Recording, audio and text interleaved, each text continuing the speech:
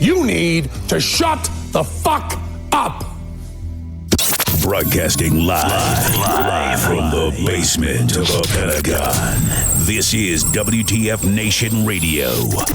Everything stated on WTF Nation Radio is to be considered the opinion of the person that stated it, and not an official representation of WTF Nation Radio or U.S. Army WTF Moments. Price does not include tax, title, or license. Some assembly required. Each item sold separately. Batteries not included. Objects in mirror are closer than they appear. If conditions persist, contact a physician. Individual results may vary. Keep out of the reach of children. Moments. Avoid price does not include tax, direct title, or keep in a cool, dark place. And please enjoy the show. Shots.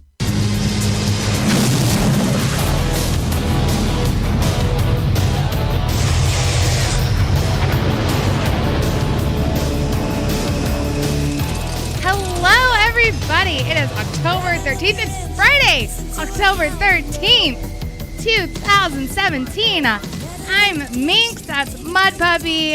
Hello. Oh, goodness. Has it been a day? This is like one of your favorite days, too. Oh, it is. Oh, it is. Of like the year, because we only get a couple a year. Right? Yeah, no, Friday the 13th are lucky for witches, so... Oh, so much power right now. But no. Should I be scared? You shouldn't. Okay, there is good. someone, though, who should be. Ooh. They done fucked up and messed with the wrong one. Like, okay, so like most... a lot of witches, or you can't even say a lot, but, you know, there's some out there who believe in this whole cardinal rule of, you know, whatever I put out will come back to me times 3. You know, like the good law of karma, right? I'm not one of those. I am karma. So if someone comes after me, or more specifically comes after someone I care about, I take things into my own hands, and whatever happens, happens. Ruh-roh, Raggy. Oh, it's gonna be good. Oh, I can't. Oh, it's gonna be good. So, yeah. How was your day? Oh, it was there. I was having a great week. Great week. As always, overtime. Working my butt off, and then I got a little tidbit of information today that kind of pissed me off. Let me pull this up and read this. It's a bit long, so bear with us.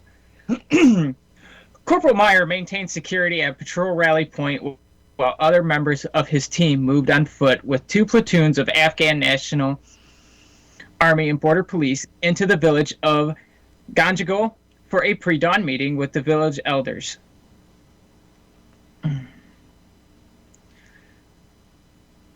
It's small letters, bear with me. Moving into the village, the patrol was ambushed by more than 50 fighters firing rocket-propelled grenades, mortars, and machine guns from houses and fortified positions on the slopes above. Hearing over the radio that 4 U.S. team members were cut off, Corporal Meyer seized the initiative with a fellow Marine driving. Corporal Meyer took the exposed gunner's position in a gun truck as they drove down the steeply traced terrain in a daring attempt to disrupt the enemy attack and locate the trapped U.S. team, disregarding intense enemy fire now concentrated on their lone vehicle. Corporal Meyer killed a number of enemy fighters with the mounted machine gun and his rifle, some at near point-blank range, as he and his driver made 3 solo trips into the ambush area. During the first 2 trips, he and his driver evacuated 24 Afghan soldiers, many of whom were wounded, when one machine gun became inoperable. He directed a return to the rally point to switch to another gun truck for a 3rd trip into his ambush area, where his accurate fire directly supported the remaining U.S. personnel and Afghan soldiers fighting their way out of the ambush. Despite a shrapnel wound to his arm, Corporal Meyer made 2 more trips into the ambush area in a 3rd gun truck accompanied by 4 other Afghan vehicles to recover more wounded Afghan soldiers and search for missing U.S. team members. Still under heavy enemy fire, he dismounted the vehicle on the fifth trip and moved on foot to locate and recover the bodies of his team members. Corporal Myers' daring initiative and bold fighting spirit through the 6-hour battle significantly disrupted the enemy's attack and inspired the members of his combined force to fight on. His unwavering courage and steadfast devotion to his U.S. and Afghan comrades in the face of almost certain death reflected great credit upon himself and upheld the highest traditions of the Marine Corps and the United States Naval Service. Now, explain to me this. Riddle me this, Batman. Why in the hell was there maybe a tenth of the people to see this hero than there was to go see two fuckstick wannabe heroes that the only thing they have going for them is some goddamn social media bullshit? Thank God we don't have the FCC on us yet. I don't think it was even a tenth. It was less than that. Explain this to me. Why in the hell? This is a man that almost died to save his buddies, his brothers, even Afghan National Army. I can't fathom it. If y'all can take the time out of your goddamn day to go see two fucksticks, the only thing they can do is scream about themselves on social media, and you can't take the time out of your day to go thank a hero for saving fellow comrades, friends, family, you know.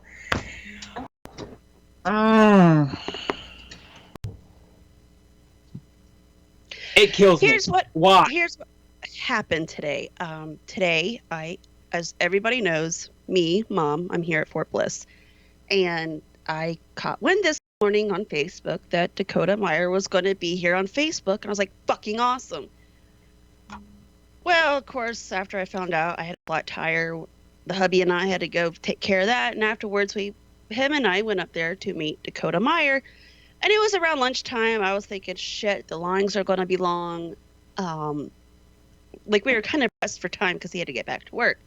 We just walked right up there. We met him. I told him it's such an honor to shake his hand. And we BS for several minutes, talked, and, I told him, I was like, hey, we're here for you, WTF Nation Radio. And he's like, yeah, I've seen that, thank you. And of course, I gave him a couple stickers. He gave me a poster. So once I get him, booked, we may give that out, and then a challenge coin. And very, very down to earth guy. He was super nice. I mean, there was other people in front of us. He took the time to talk to them, and he took the time to talk to us. And then the other fucksticks that have been here, the lines were long to see them. And the majority of them were dependas. And to me, it was more of an honor to meet Dakota Meyer than the others. To me, this will live with me for the rest of my life. The other two I could care about. Less about, I'm sorry. Yeah. So for those of you just joining, Mud Puppy has been going off on a rant on why... Mud Puppy, please stop doing that. Leaning super forward, because then it's nothing but your eyes. Be situational awareness.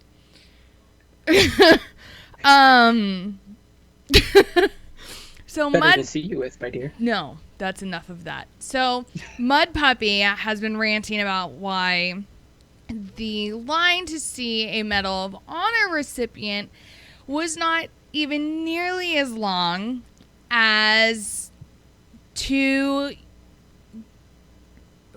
veterans who have made kind of like a YouTube famous for bashing other veterans and making it as though they are better than everybody else and that their shit doesn't stink. Last time I checked, only one of those three has been awarded the Medal of Honor. The other two are just douchey. So, there's that. And that's not even dipping into freaking Brazilian wax boy. Oh, the Blizzard? Oh, like I I want to call him like Charizard, but Blizzarzard. Right? Yeah, that's his name. That's his total name. Dakota, I was like, yeah, we've been calling him like Brazilian wax Dan because that's what us girls have came up with, and he is like, I love that. That's hilarious. But yeah, so Mom met Medal of Honor recipient Dakota Meyer, and we're gonna try and work a little magic and see what we can come up with that. So Mud Puppy, you're good at that part. Right? So Mud Puppy, that was your rant. My rant tonight, as much as I want to rant about a situation that has been unfolding in my personal life, I'm not gonna, because I'm better than that. At least for right now, I am. I'm pretending that I'm better than that. My rant tonight is about Puerto Rico. Simply because the amount of butthurt that I have experienced the last 2 days or however long it's been since President Trump sent out a tweet about how, federal aid cannot stay on that island for forever. Eventually we're going to have to withdraw them. Fucking common sense. He's not saying that he's going to do it today. He's not saying he's going to do it tomorrow. He's saying at some point in time, I'm going to have to take this all back and let the local government continue the recovery and the rebuilding mission as it should be happening, right? Because that's what always happens. The federal government, federal aid comes in, helps get things reestablished especially when it comes to power, and then they're like, all right, deuces, bye, y'all got this, and then they go away, and then the local government is in charge and responsible for building that community back up. The amount of sand I've had to dig out of some people's vaginas just today alone about how, and them being like, oh, he's the worst president ever, he's such a fucking asshole, blah blah fucking blah. And I was over here, I'm just like, why are you upset? Don't you want Puerto Rico to be able to establish themselves and be able to take care of themselves and not rely on the federal government? Otherwise, the federal government's just gonna fucking take over. Do you want that? No. Well, no. Okay, so then we agree. You want local government to fucking be responsible to rebuild the island.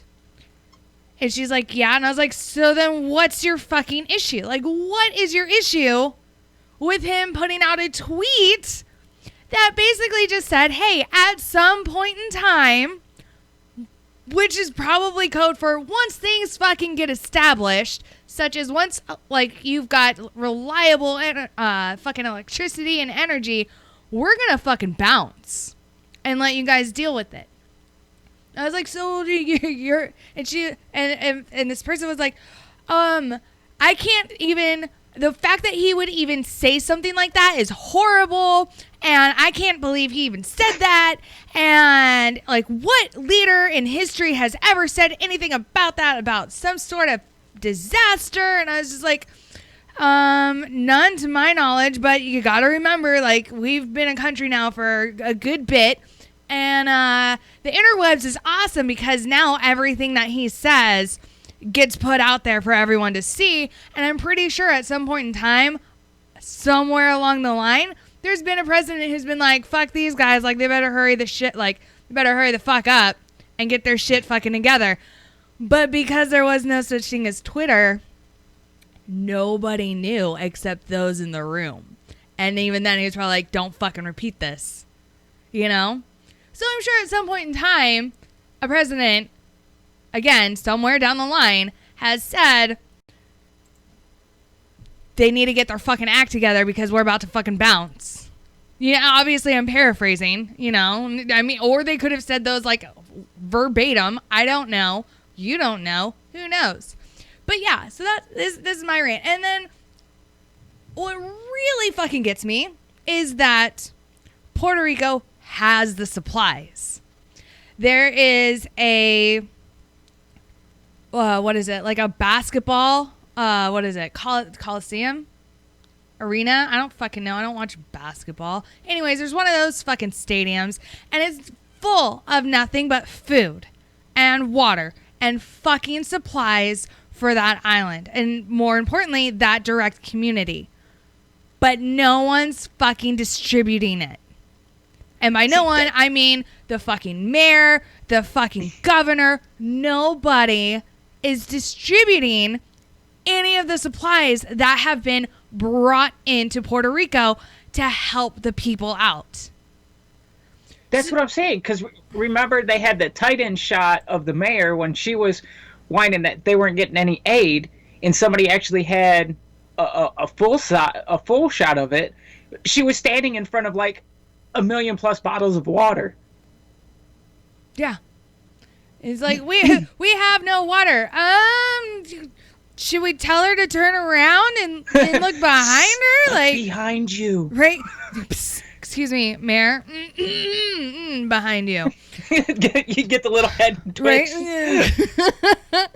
You know, and it's just it's sad that the establishment is so against the president, who before the fucking hurricane even hit had already designated units and said, hey, you're on standby as soon as it's good. Like as soon as you guys are able to get in there, get in there. He had fucking which ship patrols the Atlantic? The Mercy?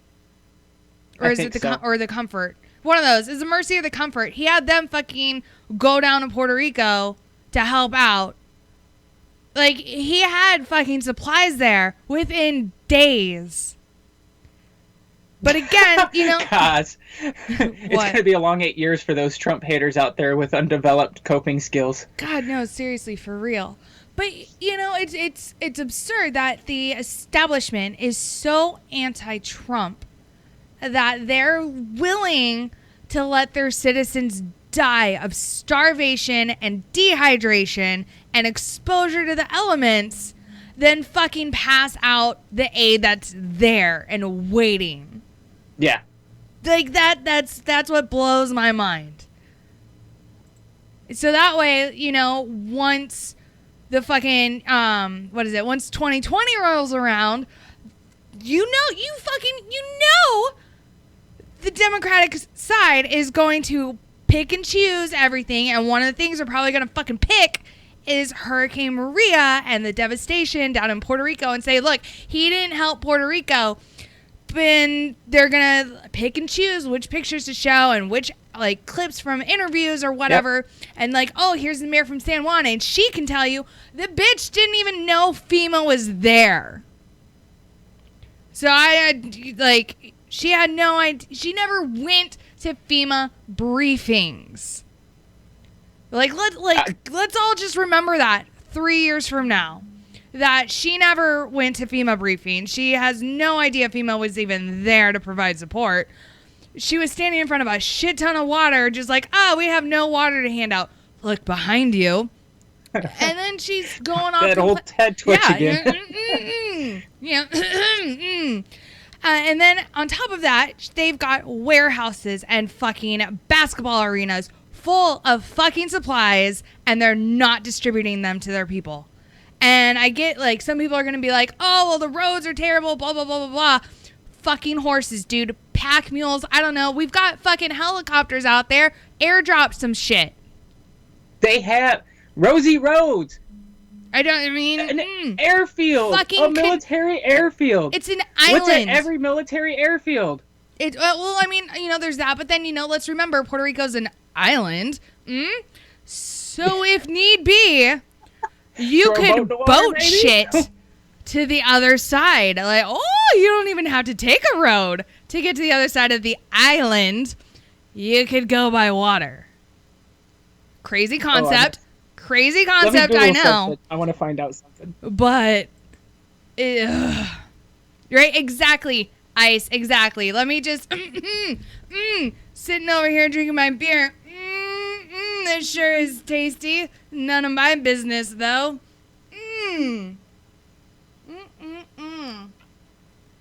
Oh, it's so good. It's so good once it hits your lips. That's what she said. Right? Freezing.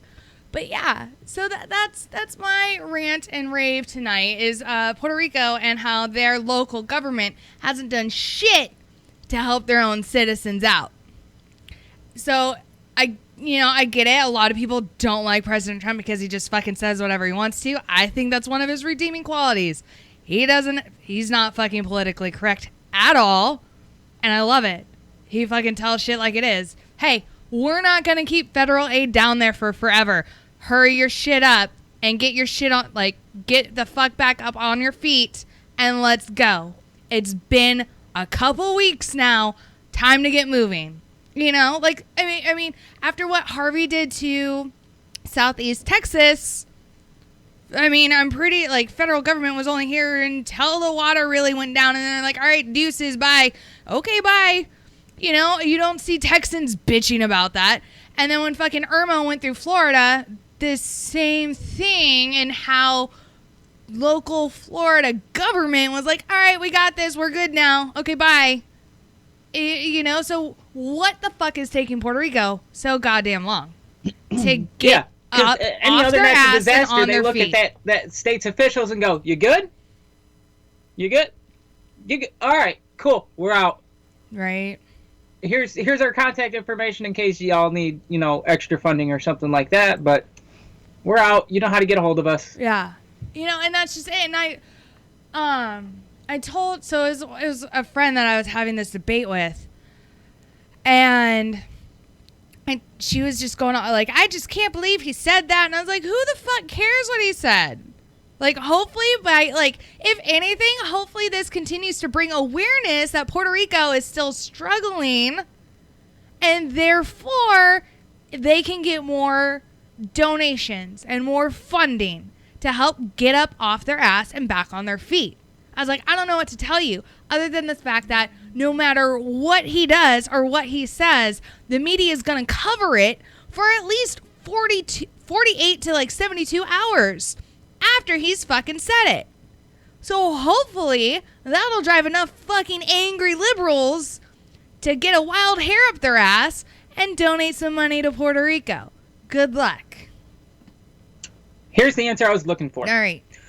Puerto Rico is Hi, almost Allie. rectangular in shape, approximately 100 miles long by 35 miles wide. Oh, that's it?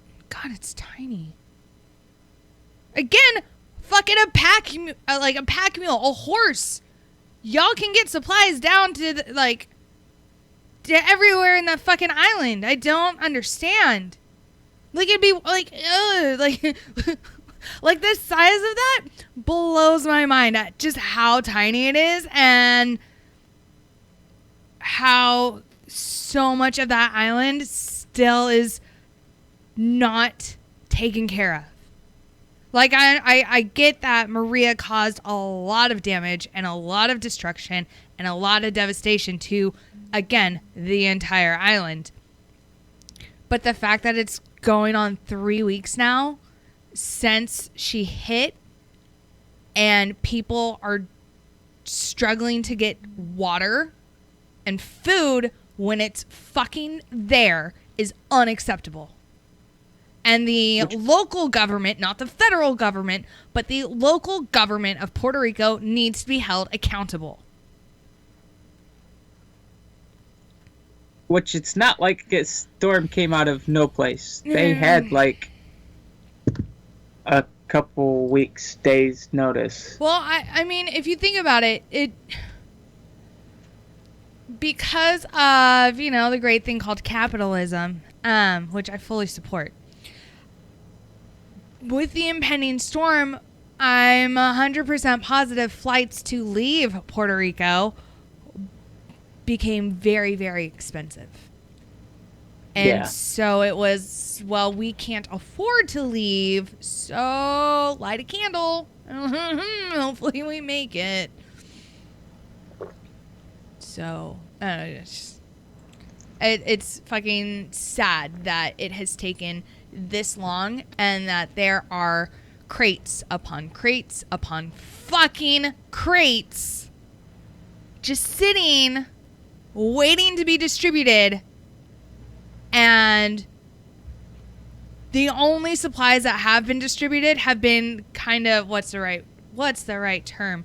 Apprehended, right? Hoarded?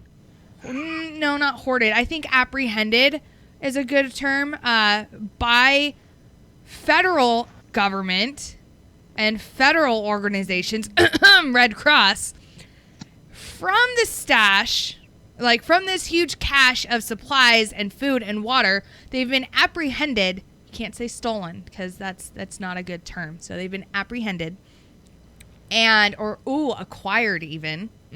Commandeered? Commandeered's another good one. Yes. Right? Nautical because it's an island. But the Red Cross has had to go and really fucking steal supplies in order to hand them the fuck out. Like, Stefan wins. What? Oh, what'd Stefan say? Hello, Liberated.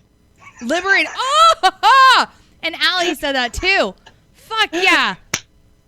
Yes. You, sir, win. They've had to liberate the supplies. Oh, I love it. Liberate. Yeah, no, they did. They freedomized them. Showed those supplies some democracy. You're welcome. But yeah, appropriated. Another good word. Thank you, Heath. Yes. But yeah, so that was my rant. I'm all done with that. How was now. your week, though? Oh, my week was busy. I worked a lot this week. I know. I did. Come on, you gotta have something juicy for me. Giggity. You can't say that. I work with vaginas. Like, not every day. You're right. Not every day. All right. So let's see. And I didn't say moist. Moist doesn't bother me. Mucus, though, just because, like, the sound it makes when we have to suction it out of the mouth, like, I'm like, oh, no. Okay, so I told a story on Tuesday from work, and how one of my sales reps was telling us a story of a guy that he knew who was banging this chick, right? And she was yelling at him because, most women, when they're getting fucked, they're screaming out like either harder or faster, right? Well, apparently this broad was screaming out deeper. And if you're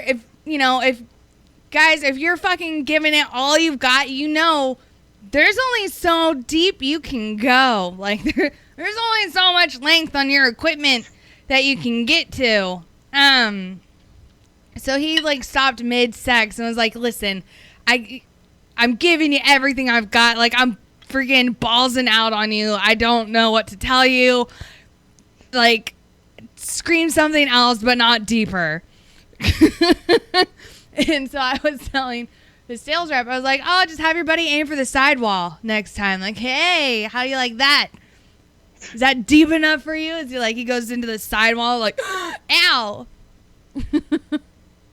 Mm-hmm. All 19.1 inches? Ugh. Other than that, you can apparently be allergic to Viagra. What? Yeah. Oh, poor guy. Yes. Is there any alternative to it? Viagra? Well, I mean, there's Cialis, but I don't know if that's the same like chemical compound as Viagra. But yeah, you can allegedly be allergic to Viagra. Who'd have thought? Wow. Like, could you imagine the like? So let's say you've got ED, right? And you popped, and another thing that I found out. All right, so I'll say this after. So let's say you have ED, and you popped a Viagra, and then you have an allergic reaction. What kind of allergic reaction are we talking about here? Are we talking like swelling? Because you're like, hey, yeah, no, it's swelling in the right area, but why is everything else swelling up as well? Or are we talking like, hives to where like you're fucking itchy and shit? And like, your dick starts itching or your scrotum starts itching. So now you've got like a fucking massive hard on, but it itches.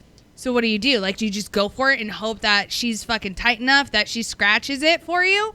But then that you're gonna get fucking like a skin burn, because obviously if she's like able to scratch your dick with her vag, she's not into it and she's dry.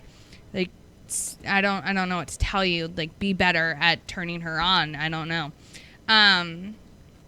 Or does it like, so many questions. Like so many questions I have. Like, one, how, like, that must have sucked to find out that you were allergic to Viagra. But two, what were your symptoms? like how did you know that you were allergic to it? I must know. I have so many questions. But yeah, no, okay. So then, fun story. So my doc, the doc that I worked with today, he told me, he's like, I've taken it once. I'll admit it. I've taken it just to see how it was. And I was like, okay, well, how was it? He's like, everything turns blue. And I was like, what? Like, they don't say that in the commercials, right? And so, allegedly, if you take Viagra, you get like this blue haze in your vision. And he was like, yeah, it was like I was fucking someone from Avatar. and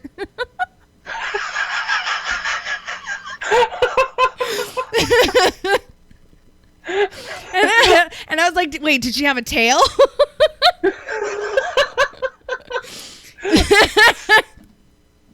Yeah. He said no, she didn't have a tail. He's like, well, that would have been weird, because then he was like, then she could have used her tail to do like a prostate massage on me while I'm going to town on her. I'm like, I mean, if that's what you're into. And he's like, I'll try anything once. And I was like, oh, okay. That escalated quickly. Good to know. Yeah. Stefan, don't get her started on that. Don't get me started on what? Don't get her started on that. Don't let this distract you from the fact that you should contact your doctor or seek emergency medical attention if your erection is painful or lasts longer than 4 hours. You should, though. Definitely, you should. Let's not go into that one. Are you sure? I can, because I've seen it. You know what, Stefan? You opened it up. So, go ahead. So basically, what happened is, so the only one that I've really worked on, this guy let his erection go for a couple days, right? Not just longer than 4 hours. It was like 4 days he's had an erection, right? So,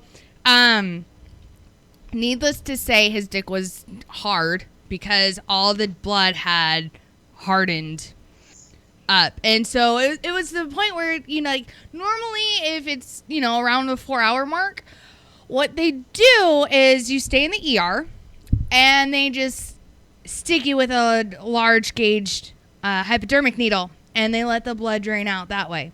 And it's easy. They pop you like a balloon. Yeah, it's easy. It's quick. It's not painless, but it sucks to suck. However, given that it had been a couple days, the blood had hardened, so we had to fillet him open. And it was like tar came out. I was like, ooh. Straight up coagulation. Like, he's lucky, like, honestly, though, he's lucky he didn't lose his dick. Because that happens. Like, because with all that blood still in there, no new blood can come in, right? And so eventually, I never even thought about that. So eventually, because no blood can get out, no new blood can come in. So eventually, what's going to happen is that your dick's going to just die. Because, oxygen starvation. So, I mean, and if you go a couple days with, an erection, you're already risking nerve damage. So, good luck feeling anything. Ever. Ooh. Yeah. True story. So, yeah. Yeah. So that's what happens if you have an erection longer than 4 days. You get to come see me. And then I get to cut you. It'll be a good time. Oh, okay. Another rant. So I don't know if you've heard about this Weinstein guy. Harvey Weinstein. Is it Weinstein? Weinstein? I don't know. Is that the TMZ guy? No, he is Harvey is a huge Hollywood producer. He's really big. And so it has come out as of earlier this week that he has sexually assaulted and sexually harassed quite a number of actresses and models in Hollywood. And out of nowhere, all these broads are coming out the woodworks he masturbated in front of me. He groped me. He called me names. It got worse. And, apparently he had the original casting couch, if you know what I'm saying. So, those how-to videos that you can look up on, Pornhub or whatever, they're how-to videos. You know it's true. Apparently, old Harvey here is the creator of the casting couch. Don't quote me on that, but I'm assuming. Anyways, so Harvey is a huge supporter for the DNC and has raised tens of thousands, if not more, into the hundreds of thousands of dollars for the DNC, to include Barack Obama and Hillary Clinton. You don't say. Yes, but the plot thickens in that. But wait, there's more. There's more. Everyone on his board of trustees or whatever, when this story came out, they all acted shocked. Oh, we had no idea. Oh, how could he ever do such a thing? Because remember everybody, liberals are all about women's rights. Gotta remember, right? They do not stand for the objectification of women. Ever. Preach it, sister. Bill Clinton. So all these actresses and female models are coming out the woodworks accusing him of being inappropriate with him. Now, the kicker is again, he came off, or his whole board or whatever acted shocked and they had no idea that he had been doing this for decades. On top of that, when he was caught, his first apology, he stated that he was going to go after the NRA and go after Trump. And it's you were caught on tape sexually harassing someone. What does that have to do with the price of tea in China? Right? What? Don't try to fucking what is it? Smoke screen me with going after the NRA. Hold up. All right. But Trump did it. Right? Well, no, Trump only said that he could. He has never once said that he's done it, and he's never had someone come after him. Yeah, they had some paid people come after him after he, won the primaries. And then all of a sudden, what was it? 2 women were like, oh, he did this. And he was just like, oh, prove it. And they fucking couldn't. And so they backed out. Now, I'm all like, having, again, as most of you know, having been a victim of it, I do have sympathy to an extent for victims. However, there are a lot of shady bitches out there. And the timing of these women coming after President Trump was way too suspicious. Way too suspicious. So that's why I'm like, hookers, no. At least Monica kept the dress. Right, yeah. It's like, hello. So Hillary Clinton, again, the patron saint of feminism and feminists and equal women's rights and all that shit. Yeah. Sorry. The poster child. Yeah, right.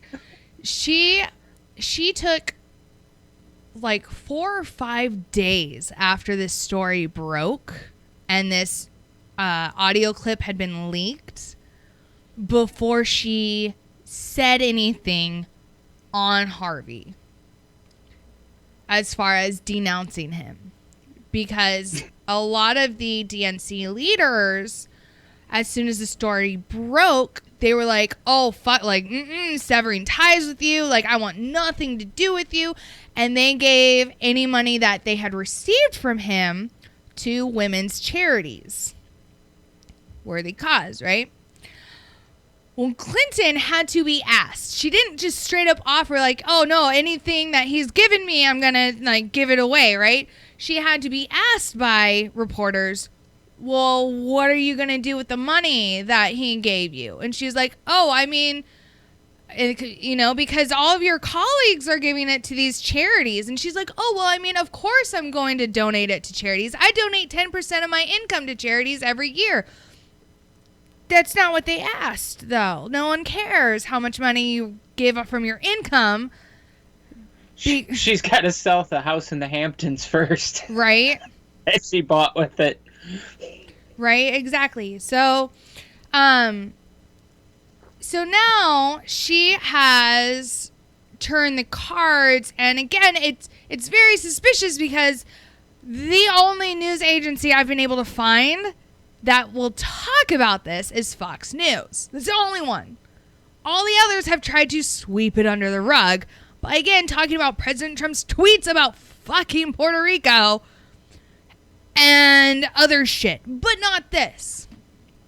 And so Hillary Clinton calls Trump a sexual assaulter in a BBC interview, but says Bill's behavior is, quote, in the past. Right? Because let's remember, Bill Clinton actually fucking raped women and assaulted them. Like, let's not forget that. She's married to someone who raped women. But yet she stands for women's rights. She stands for women's rights, ladies. Fucking vote for her just because you have a fucking vagina. Resist. God. I can't fucking stand her. Don't forget your pink knitted hat, too. So Hillary Clinton moved to take the heat off of Harvey Weinstein Friday by outright calling President Trump a sexual assaulter, while roundly dismissing past allegations of sexual impropriety against her husband as old news. That was going to be my question. What? That was going to be... I was going to say, wait a minute, didn't? Never mind. Right? And then you said it. Didn't your husband? So, Clinton made the comments during an interview with BBC's Andrew Marr, who asked about the allegations of sexual assault made against the Democratic mega donor and Hollywood producer Weinstein. She said, this kind of behavior cannot be tolerated anywhere, whether it's in entertainment, politics. After all, we have someone admitting to being a sexual assaulter in the Oval Office.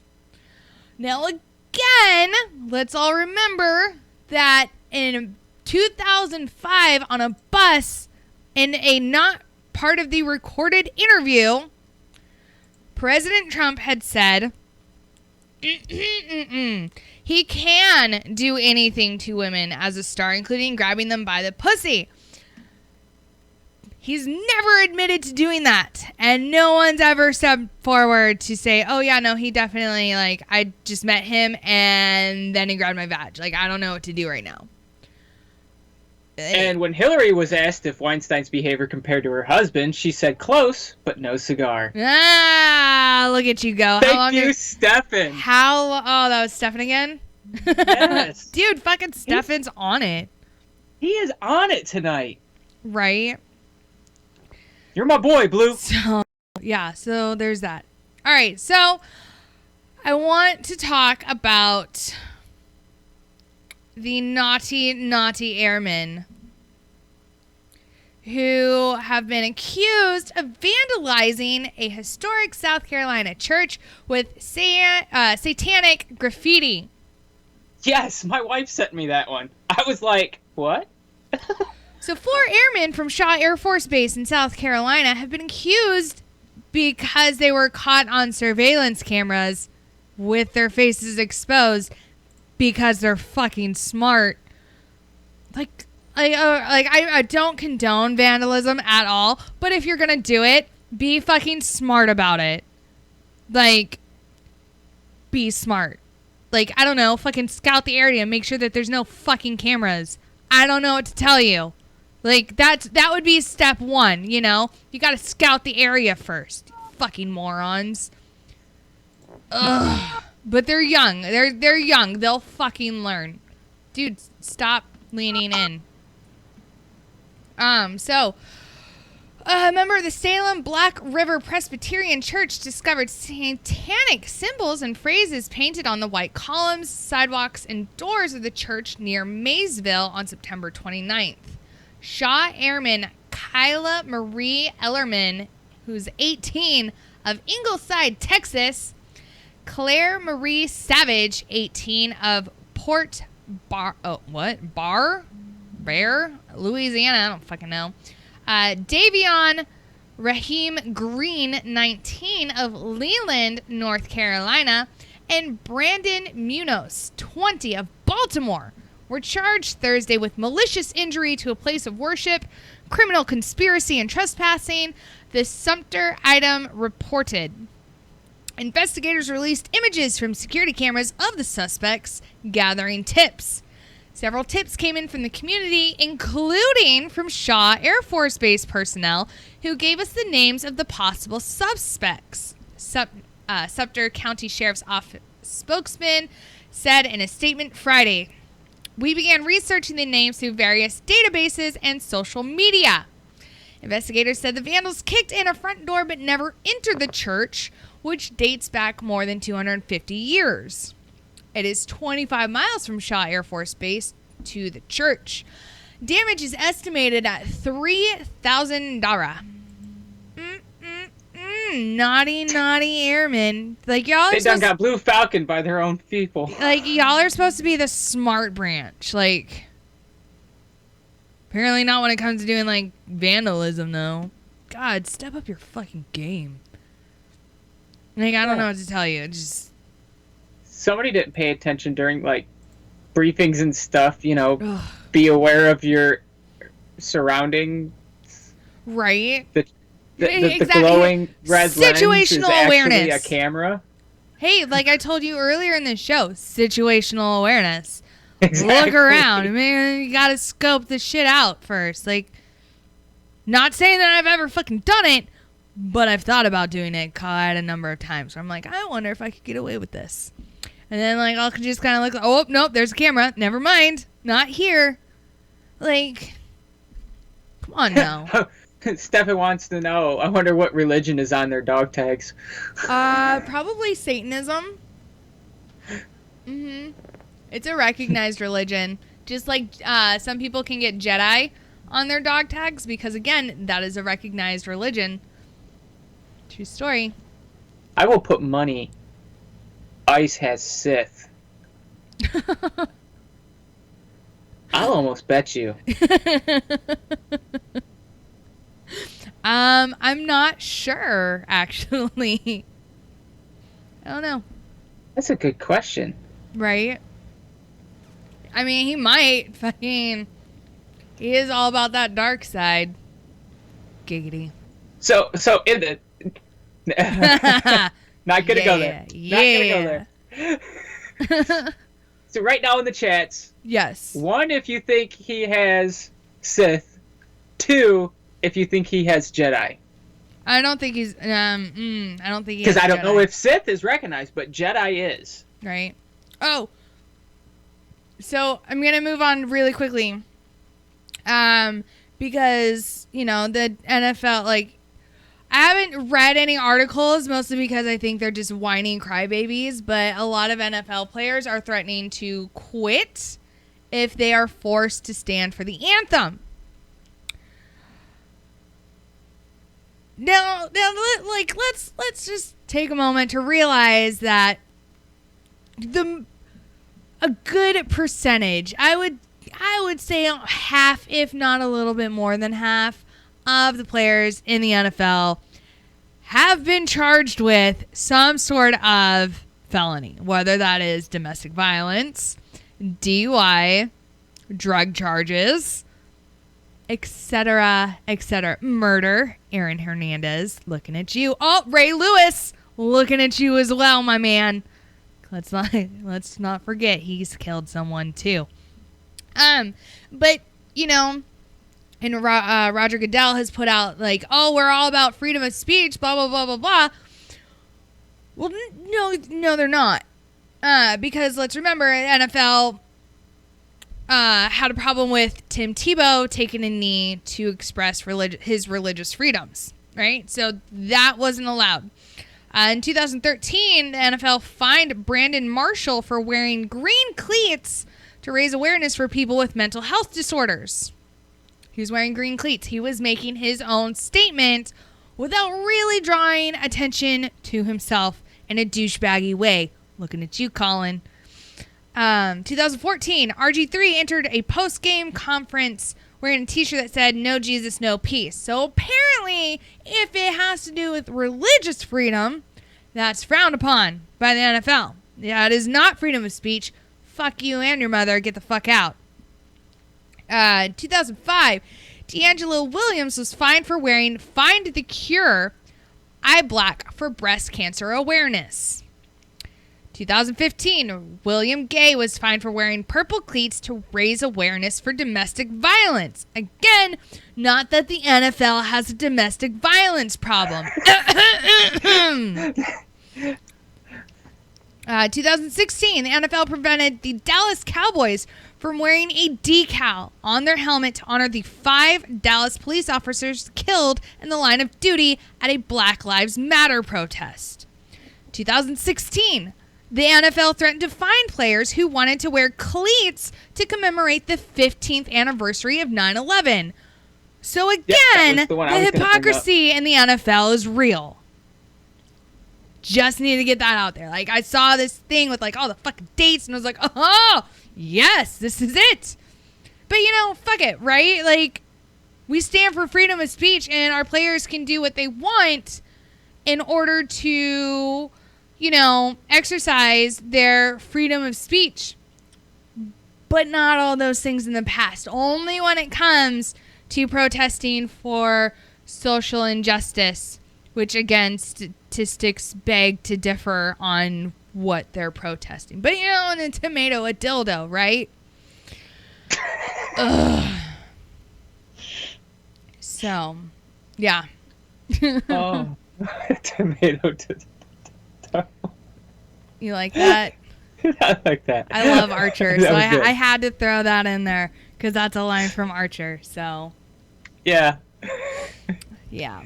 All right. See, that just makes no sense to me. You know, you can't. They're telling their people you can't, you know, pick and choose, you know, only what we like. Yeah. No, that's not. No, that's not how that works. Yeah. Right? That sounds almost like dictator-ish. Maybe. Ooh. dare I say socialist or communist? You can't think what you want to think, only what we think. Because we are the thought police. And there is no such thing as three think. You're right there, Mud Pup. Mud Puppy. He kind of, all right. Well, anyways, so tonight's guest, he just fucking froze. Like, I can throw him back up there if you guys want, because he looks fucking funny as shit. Oh, he just left. So tonight's guest is Jeanelle Knecht. Oh, God, I'm so sorry. I know I just butchered your name. I'm so incredibly sorry. And she is the assistant to executive director from Forgotten Soldiers Outreach. So she's going to be on to tell us all about the Forgotten Soldiers Outreach. And she will be on after the break. So that's what we're going to do right now. We're going to go ahead and take a break. And when we come back, watch out for the new feed because I'm going to restart it, as always. So when we come back, we will have our guest on, and can't wait to hear about this amazing organization. So we will see you guys here in a couple minutes. Okay? Bye.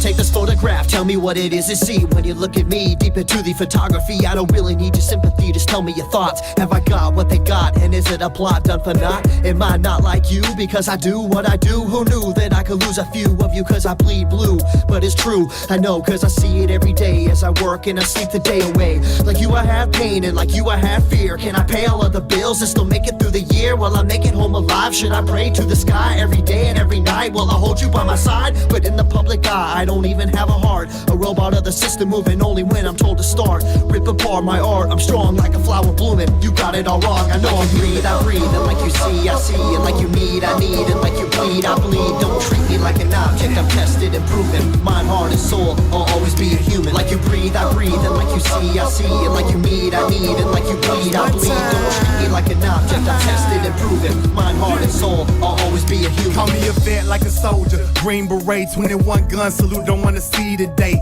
In the constant war zone, in the home of the brave, where they hate the police until they saving the day. I got kids like you, a mortgage like you, so blue lives matter, and so does yours too. All this separation and divide, open your eyes. If you cut us all open, we the same inside. The only difference is I run to the gunfight. Get peace when it's chaos, when the people don't act right. But I'm under scrutiny for trying to protect me. You pull a pistol and I'm shooting for trying to contest me. I got a quick second to make a deadly decision. The media portray me like a kid for a living, like I'm cold with no heart, a brain with no thoughts, a body with no feeling, a life with no cause. Like you breathe, I breathe. And like you see, I see. And like you need, I need. And like you bleed, I bleed. Don't treat me like an object, I'm tested and proven. Mind, heart, and soul, I'll always be a human. Like you breathe, I breathe. And like you see, I see. And like you need, I need. And like you bleed, I bleed. Don't treat me like an object, I'm tested and proven. Mind, heart, and soul, I'll always be a human. I'm damned if I do, and damned if I don't. It's like every single time I say what's on my mind, they go for my throat, they spew evil words. A few are absurd, always grinding, grinning, and killing my soul with these verbs. Hold me down,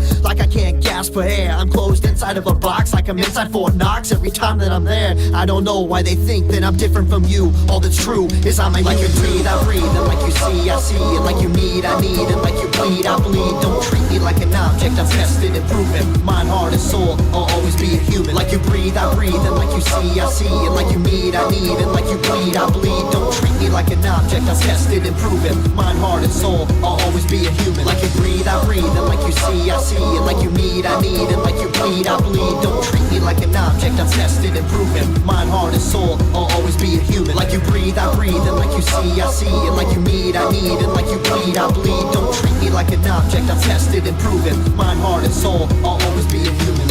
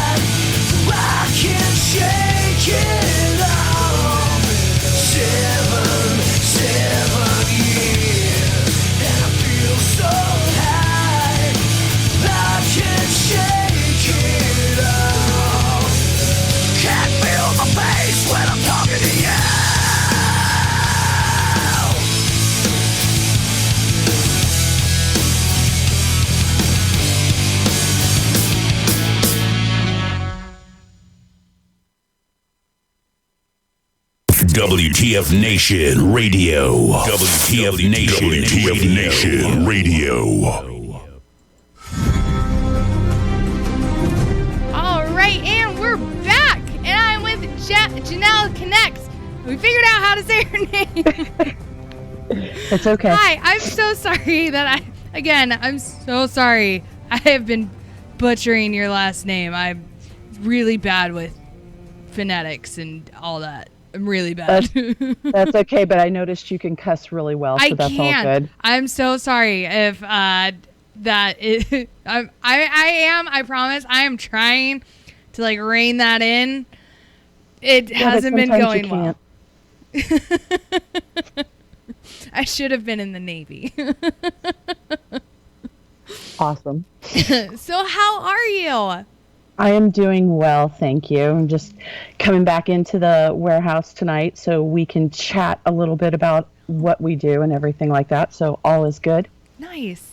All right. So exactly. So what is it that Forgotten Soldiers Outreach? What do you guys do? What is your guys' mission? Our mission is to make sure that we send out monthly we care packages to the troops that don't get them while they're deployed overseas. So the main goal is to make sure that they get packages while they're deployed every month for as long as they're deployed. Okay.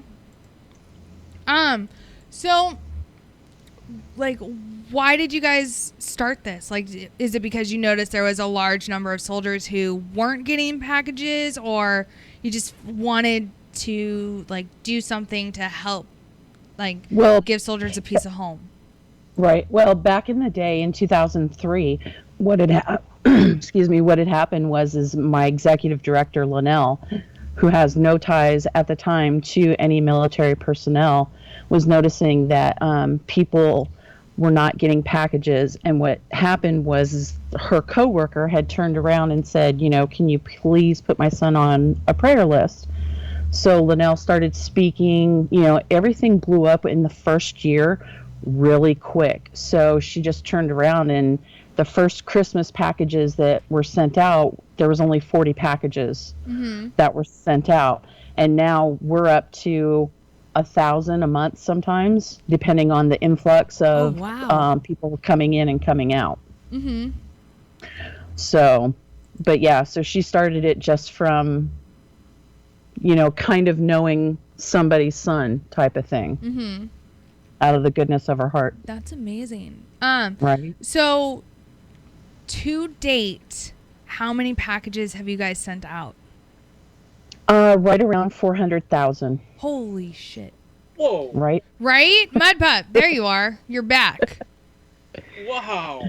That's mind-blowing that you sent out that many care packages. Yeah. I know some have gone out to my son as well, too, and when he's been deployed as well, so. Oh, my goodness. So, just some questions. How do you guys get the items for the boxes that you send out? Everything we get and receive is all donated. We get it from people doing donation drives at schools or at their jobs or through churches. We have, I wish I could turn the computer around and show you all the Girl Scout cookies. Oh, yes. Yeah. You want me to? No, it's fine. Girl Scout cookies are like crack for me. Oh. Right? No, so the Girl Scouts, like that program, what happens is when the girls are out there selling cookies, they ask if you want to participate in the Cookies for the Military program. So what happens is all the troops from Melbourne, Florida, all the way down to the Keys, when they turn in all the funds for the Cookies for the Military program, we're the only organization in South Florida that gets all the cookies that are sold. Oh, wow. Yeah. Oh, boy. So, huh? Oh, he said, oh, boy. Speak up, Mud Puppy. It's okay. That's a lot of cookies. But yeah, so everybody just gives us donations of items, out of the kindness of their heart because they want to support our troops. That's awesome. That is awesome. What Right. do you guys need the most of right now? Money. um, honestly, I mean, I'll be very blunt because you guys seem to be like straight and to the point. So Yeah. I'll be that way for you guys.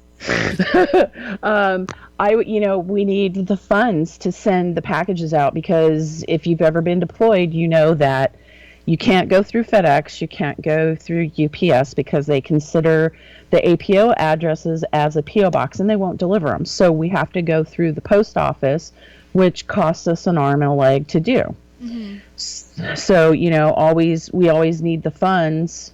If we have one and not the other, we're screwed.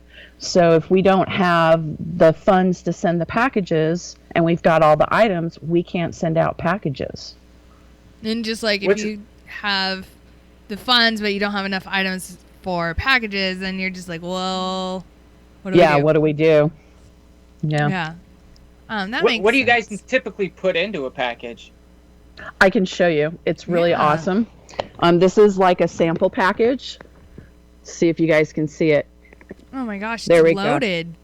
Right, it's loaded. And, so we make sure that you guys have like toiletries, like baby wipes, baby powder, toothbrush, the necessities that, we're accustomed to when we're home, but they don't get because, the main thing is what angers me as a military mom is that anybody that's deployed has to pay for their own stuff.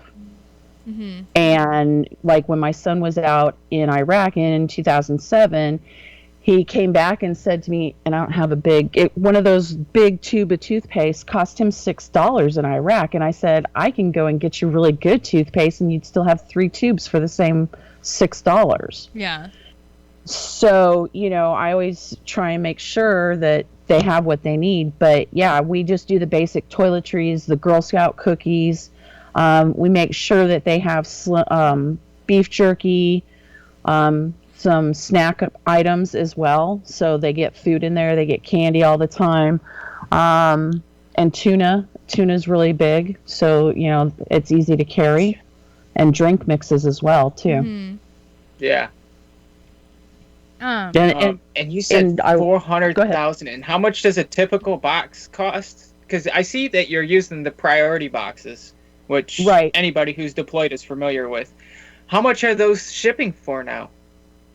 The medium flat rate boxes go for, I think they're 13 and change. And then the APO boxes are close to $17 to ship. Really? So, yeah. And that's with the believe $2 discount that the post office gives you.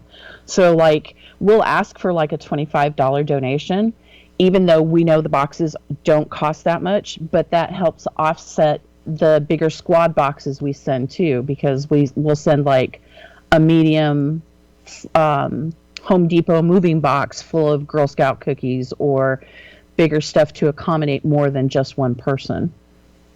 Okay, now that's cool. I have not seen those. I mean, I've seen the boxes, but I've never seen anybody that ship anything like that out, and that's huge. Oh yeah, well, our you guys shipping are an on a organization good month that do that. can be up to like $6,000 or $7,000, up to $10,000. So I mean, it just varies. Like we've got Christmas coming, so we're going to have to ship out at the beginning of December, and that's going to be a hefty bill.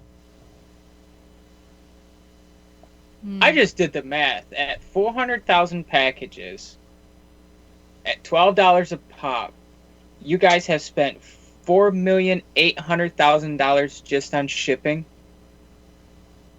Sounds about right. It's crazy and insane for that much of money to go, For you guys just to... I'm in utter shock and awe that you guys, wow, that's incredible. Yeah. And I do have to share, the last couple of years we've been doing this thing in our boxes because of the fact that we cater mostly to those that don't receive anything from home. And so we kind of make our recipients pay it forward. And with that, we have our own Troop It Forward box. And again, it's a military box. I mean, not a military box, it's a post office box that they give us. And we put these in every box, and it has toiletries in it, a toothbrush, toothpaste, Q-tips, tampons, wipes and stuff like that. A mini box for them to pay it forward for those who aren't receiving anything while they're opening their box at mail call. And that's another way. We have a way of getting more people to register, because we tell them, register on our website. We'll take care of you too. So, what is your guys' website? So that way everyone on our Mixer chat and our Facebook Live and YouTube and all of our reaches, they can go, and especially if they're deployed, like, or if someone wants to sign them up because they have a battle who's fucking deployed, like, where can they go to sign up for this? They can go to our website at forgottensoldiers.org, and right there on the front page, there's a way to donate. There's a way to register somebody. Everything's right there on the front page, so it's very easy to do, and that's the best way to get to us, is to do our website. Now, do you guys have any upcoming fundraising or upcoming events that you guys are going to be doing, like package building or like box stuffing or what? Oh God, that sounds so bad. I'm so sorry. I'm so sorry. I'm like, I can see where she's going with that one, but not the right way. No, such bad phrasing. I apologize. Oh hell goodness. Bells, it's okay. Whoops. Whoopsie. We're professionals. Yeah, right. But yeah, no, we have. We're going to be doing our Christmas packing the weekend before Thanksgiving because of our cutoff with the post office. They want us to have the boxes all to them by, I think it's like the 4th or something like that. It's 3 weeks before Christmas. That way, it ensures that the packages are going to go out. So we have to pack them before Thanksgiving, and we allow people to come in. And we have an open packing event, and they can pack the boxes and come in and do it that way. And we always have sponsored packing events where they give us the donation of $25 per box that they pack. And this month alone, we have 5 separate packing events that are going to cover our list. That's amazing. So now all of your packers, are they volunteers who just come and like give an afternoon of their time to help pack boxes, or do you guys have like a staff? Yeah, well, and sometimes it's people that know about us, and then they just want to come in and pack the boxes, because the misconception is everybody thinks we pack every day. And if we packed every day, those bins behind me would be empty. We wouldn't be able to do anything. But we pack open packings. We do those once a quarter, because usually our sponsored packing events take care of our list for the whole month. Mm-hmm. That's amazing. So okay. Go for it, MedPup. She just answered my question. I mean, do you guys have like sponsor packing events where corporations will bring their employees in and stuff like that to let the employees give back? Right.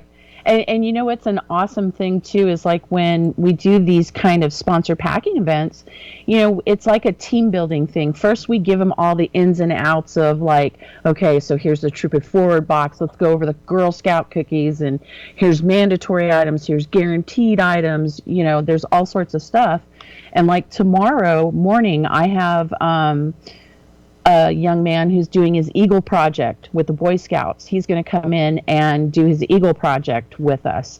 So he's going to have him and his friends pack 50 boxes and get the sponsorship money for that, as well as the items. And they're going to come in tomorrow at 10 o'clock our time, Eastern time, and pack 50 boxes. So that's pretty awesome in itself. So we take care of Eagle projects as well, too. That's awesome. Yeah, because I seen you guys won the Tip of the Hat award as well, which, I mean, for as many nonprofits that are in your area alone, I mean, that's huge. That's a like a major award to win down there by where you're at. Oh yeah, big time. There's, as much recognition as we can get, all the better for us, because that helps with the donations coming in and the funds coming in, because like we do certain fundraisers throughout the year. Like we have next month, we're going to have a champagne brunch, and that's going to be on Palm Beach Island, and that hopefully will raise a lot of money for us to keep us happy and paying the post office. And then in February we have a poker run, and that's going to be pretty awesome too. So we do fundraisers to raise all the money. So the more recognition, the better. So what is this third annual Heroes Brunch thing that's coming up? What's going to happen is we're going to be at the Colony. We're going to have a guest speaker. It's going to be a champagne brunch, basically. Going to be hobnobbing with Palm Beach Island people at the Colony, and what'll happen is that we have a guest speaker, and his name is Colonel Bagdanos. I hope I said his last name right, because if not, I'm in trouble. Right. Damn. Whoops. But yeah, he's going to be coming in speaking.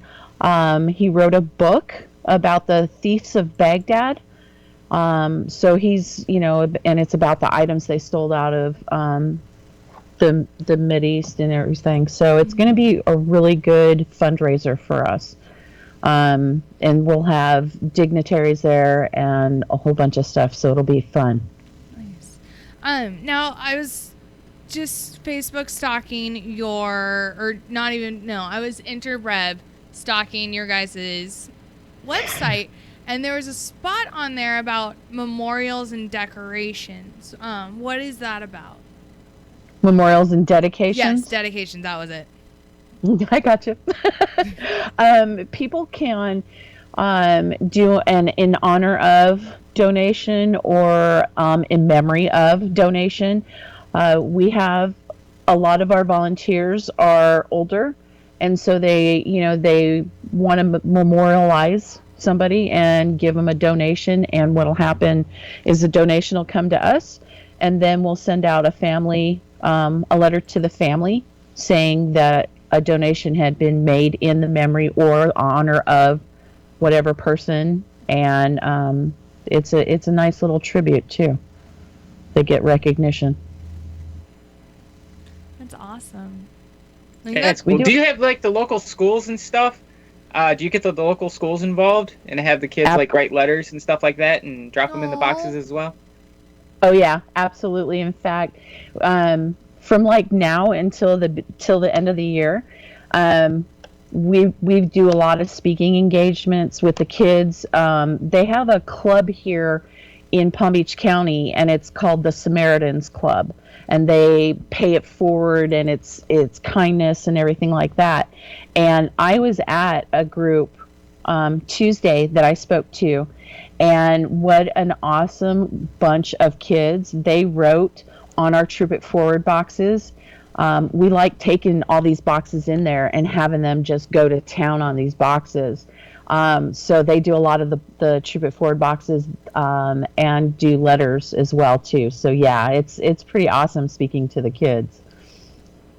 Well, like that's honestly, awesome. That was like the best part of any soldier box that I got in Afghanistan was like all these little letters from the kids. I'm like, oh, they're so cute. Like bad grammar and bad spelling, and I'm like, my eye would twitch, but at the same time, I'm like, they're adorable, so it doesn't matter. Yeah. Well, and you would be surprised. I mean, I'm sure I have to tell you this. It's ironic. We have a lady that comes in and proofreads all our letters. Oh yeah. Well, we have to, because as you receive letters, how some of them can be of like what the content is or the drawings and stuff like that. So we have a lady, and she's been with us, I want to say, for at least 5 years, if not maybe 6. And she's been proofreading all our letters, and she is going to be 101 at the end of November. So she's almost 101. And let me tell you, she's a little piss fire. She will take those letters, and if she finds it absolutely funny, like she will bring it over to you and she goes, I just really don't think this is appropriate to send. And she'll just do the whole little thing, but she is so cute.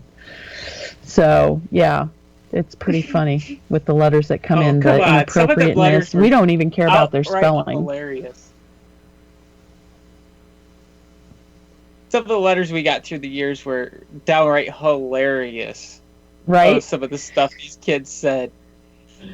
It's pretty funny, but that's what we rely on is mostly the kids, because they love drawing, they love writing letters, and we're going to get a whole ton of them because Christmas is coming up and the holidays and everything too. So, yeah, I think some of the best ones, also that I got, because I worked at a role too, so I was working at a hospital downrange, and by hospital, I use that term loosely because it was a tent. Right. With a stretcher maybe in the middle of it, right? Yeah, we operated in a tent, and I saw my OR and I was like, no! In my head, I was just like, this is never going to pass inspection. Like, we had a bird in there. I was like, ah! You're like, oh my God. But then I was like, wait a second, we're not going to get inspected. So then I was like, it'll be fine. They'll live. Right. But one of the things that I loved getting was a lot of the care packages had like little Beanie Babies or like small stuffed animals in them. And so anytime that we would have like a kid come in, like we'd give them one of those. But then we were told that we had to stop doing that. Yeah. Yeah. And just like with us, there's certain things, and as you guys know, being deployed, there's certain things that you can and cannot have, like the pork you can't have. We can't send porn. We can't send alcohol. I mean, allegedly.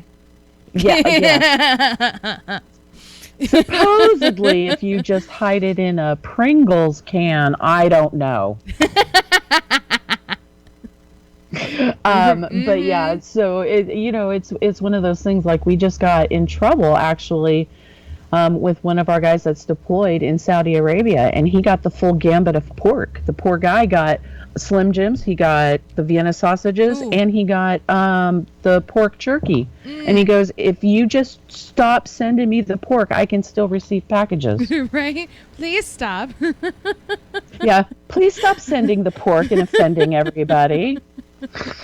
So, yeah, so we cut all the pork out, and we don't send the Beanie Babies anymore. And, there's certain things, we try and push past the limit, like the aerosol cans. We did that for the longest time, up until probably a couple years ago, and then we stopped sending those because we got in trouble for that too. But, we always try to make sure you guys, when you're deployed, have as much as we can give you. Yeah. Yeah, no. I've still got a couple of my Beanie Babies floating around here. Me too. My kids play with them now. That's awesome. Although I was that jackass that like deployed, and I like had my teddy bear strapped to my bag as I'm like getting on the plane. I'm like, woo! I was that asshole. He was my buddy. He'd gone through I couldn't have him during basic, obviously, but he went with me. He had to spend the whole time like locked up in my bag. But whatever. So I'm sitting there, carrying my rifle, and I've got a teddy bear strapped to my back because I'm an adult. That's right. Going to war. Except the rucksack, we've got the bear on the back. Exactly. Hey, don't knock it. I had my frog. Yeah, friggin'. My frog's gone everywhere with me since, God. My wife gave it to me in 2002? Yeah, 2002. That thing's been around the world a couple times. Right. It's amazing, like you guys talk about that, where we have people that have come back, and they take and send us pictures every once in a while too, when they're allowed to. But they come back and they thank us, for what we may find as the silliest little thing, but they're like, it's gold to them, and it's pretty awesome to have recipients come back and turn around and say, hey, that was like Christmas every time you guys sent a package. So that means a lot to us. Yeah, those boxes definitely helped a lot. Just being down there, like sometimes, because sometimes you run out of things in the middle of the night and you can't, just walk out and be like, hey, so I need this. Right. So I'm just gonna run over to 7-Eleven and go get it. Right. Exactly. Especially if we would all sync up, like all the females. If we all synced up, it was just bad. Horrible. Yeah, it was. I've always wondered about that being deployed, how that works, but I mean, okay, so most females are going to be on some sort of birth control so that they can, take it for consecutive months and skip, right. And then others, like, I didn't have one my entire time I was going through training. It was awesome. So, like, that added stress of, like, just being in that kind of environment, your body stops. Oh. Yeah, so that was fun. And then others, it's just, they don't. And then they're constantly like, I need stuff. And it's like, all right, well, let's go check the boxes. Because, like, we'd get a bunch of, our unit or whatnot would get a bunch of boxes. And so we'd have almost like a little community store, if you will, in one of our tents, where if you needed supplies, like, you can just go and grab them there. And so, like, there's toothpaste, there's, lady products, soap, hair, shampoo, conditioner, a whole bunch of stuff. And, like, snacks, a lot of snacks. Right. Yeah. Well, and like that, I mean, that's sometimes we send to, like, we just got done sending to a brigade. Mm-hmm. So we tried to send as many different kind of items as we could. Of course we do put the female stuff in there, and the females in our warehouse have a separate little area for, like, we make our own soap and razor bags and stuff like that too. But, we try and send as many feminine products as we can. And we actually had one guy get really angry with us because we put tampons in his box, like loose tampons. And he wrote back and he's like, why are you giving me a tampon? Do you not realize I'm a guy, not a girl? And I'm like, You use them for gunshot wounds. Right? Yeah. No, they work wonders for that and nosebleeds. You're welcome. Right? Oh, yeah. And earplugs too. That's what I've been told. And I'm just sitting there as a civilian, being that I was raised military and I'm a military mom, and I'm just sitting there like, tampons in the ears. That's got to be a hilarious thing to see. Right? And especially like the strings dangling out. You're like,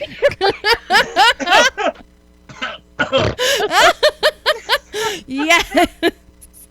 Well, that just answered Kaz's question. No, not the strings hanging out the ears. He wanted to ask. He had a question, Jeanelle. What connection do you have with the military? Have you served maybe a family member? Actually, my son did serve in the Air Force for almost 11 years. So that's my latest connection. But yeah, he served. He did 2 deployments in Iraq. He did 1 in Afghanistan, and the last one was in Qatar. And then, of course, I was raised military, and my family's been in the military, so.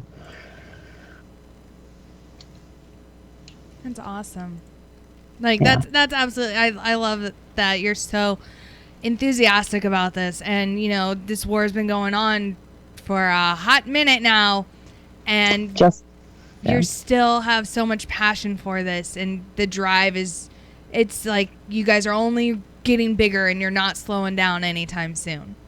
Oh, correct. I mean, it takes a lot of people to build a village, basically. And, we rely heavily on the community for the donations. We rely on our volunteers that also have that passion of, like, let's get in there, let's get the items ready.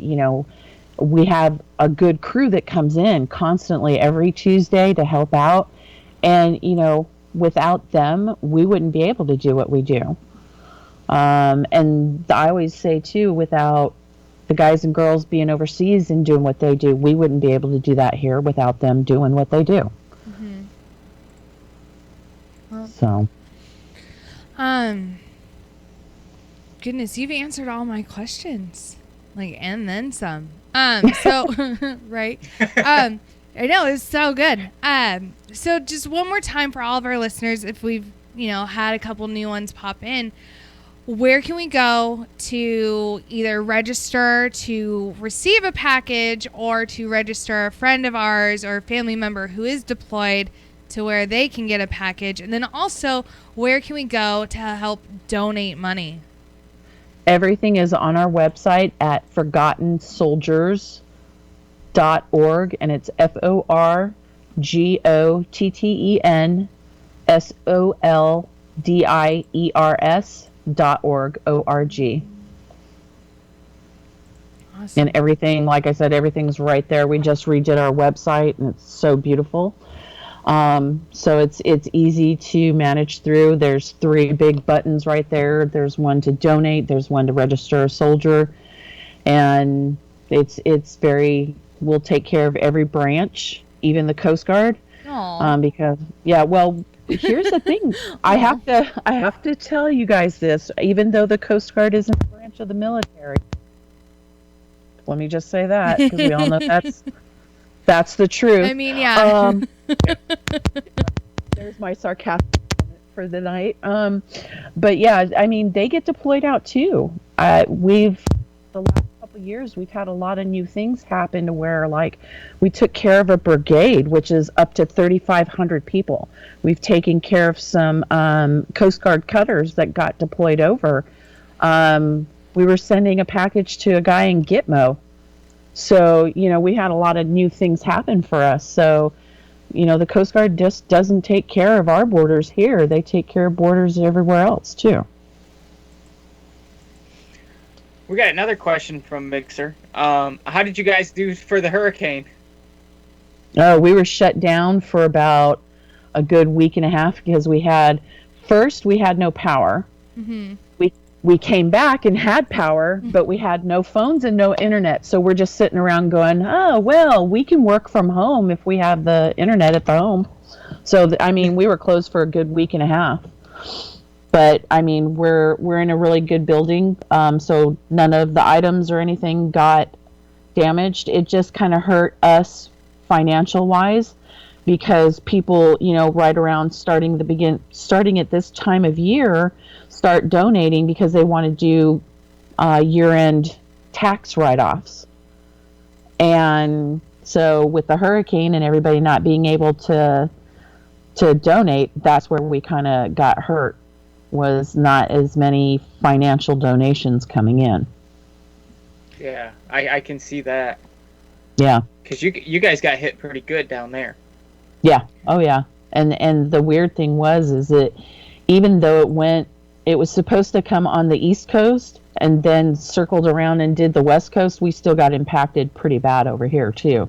So Yeah. I'm just up here in Savannah, so... Right. Yeah. You got it, we too, caught the didn't tail you? of it, too. Yeah. So one of our listeners in Facebook Live, Casey, wants to know how we can get more schools involved in sending letters along with your packages. Good idea. On our website, there is a toolbar, and it should say, I believe it says help on it. If I'm not mistaken, let me go over and find out. On our website, it does have a link for an educator's packet. So if you turn around and go to Forgotten Soldiers, ways to help on the toolbar, and it'll drop down and it says for educators. You can use that to get the schools involved. It's a nice little packet that is put together, and it's pretty cool. It gives all the ideas of, what to write, what not to write, of course. But yeah, that's the best way to go and do that. Awesome. So, Casey, I hope you were paying attention because that was for you. That's right. She says, thanks, Minx. Yay. Yeah, right? Oh, I did something good. But yeah, she said she's going to pass on that information to her daughter's teacher. Awesome. So. Yeah, we get letters, just to let you guys know, from all over the United States. It's just not here locally, even though when we started it was here locally. Mm-hmm. But we get them from all over the United States. You can write a letter literally on our website, and Miss Sylvia, the 101-year-old, will read it and everything. But yeah, we get letters from all over the United States, so that's pretty awesome. Cause put something in our mixer chat. Dear soldier, I hope you kill the bad guys dead. Love, Timmy. Love, Timmy, right? Yeah, we've gotten a lot of those. We've gotten a lot of dating service ones too. Oh, yeah, that's hilarious. Let me tell you. Oh my god. Yeah, one year we had a prison right from West Virginia, and it was a women's federal prison, and they were writing letters, and it was like, oh yeah, no, sorry, no can do. Right, I'm doing hard time right now, but you want to be my pen pal? Maybe come visit me. It's like, yeah, we're gonna send that one. Mm-hmm. I mean, I'm sure there's some soldiers who are into that, like Marines. We won't say that. Right? No, not at all. They eat crayons. But they're family. But yeah, we get them from all over, and we get them from everybody that's, we always pride ourselves in, as we'll take volunteers from the age of 5 all the way up to however Miss Sylvia is, So now it's going to be 101. So if you're in between that age limit, you can write a letter, you can come in and volunteer. Well, I don't have any more questions. Do you have any more questions, Mud Puppy? No, I mean, wow. She's Am I thorough extremely enough? thorough, and just what you guys are doing is outstanding. Yeah. Thank you. Cannot thank you enough. Well, you know what? Again, without you guys doing what you do, we wouldn't be able to do what we do for you guys. Mm-hmm. So, it's an honor and a pleasure for us to do that for you guys, because we don't, I mean, how sucky is that for somebody to go to mail call and not get a package? Yeah. I mean, that's got to be devastating. It happens a lot. More often than not. Yeah. And so that's why especially those packages where it's, to any soldier. Right, but they stopped doing that. You can't even do that anymore. Yeah, it has to be directly to a specific person. Oh, wow. Yeah, no. So, especially with that, like, smaller box inside the bigger box, like, hey, pass this along. That's an outstanding idea. And, like, mail, like, there's so few things downrange that help boost morale, and one of them is mail. Yeah. So. And see, my thing is being that, I was raised military, I was married military, I'm military mom. I don't think anybody should be walking away with nothing at mail call, and that's why I personally take pride in each box that goes out of here, because it's like, not only are you touching the recipient, but you're also, with the Troop It Forward box, you're touching that other person, and whatever's in that one big box, they're sharing. Mm-hmm. So maybe 2 or 3 more people have their hands in that box, even if it's just to go and get a piece of candy or a Girl Scout cookie or whatever. You don't know how many hands are in that, and how many people are actually touched by that one box. Yeah. Yeah, because I can tell you, when I was there in Afghanistan in 06 and 07, we did not go back to the FOBs, but maybe once a month. But we would always have mail brought out to us. And those care packages are the ones that, those meant the most to us. And it broke them. Mud Puppy, are you there?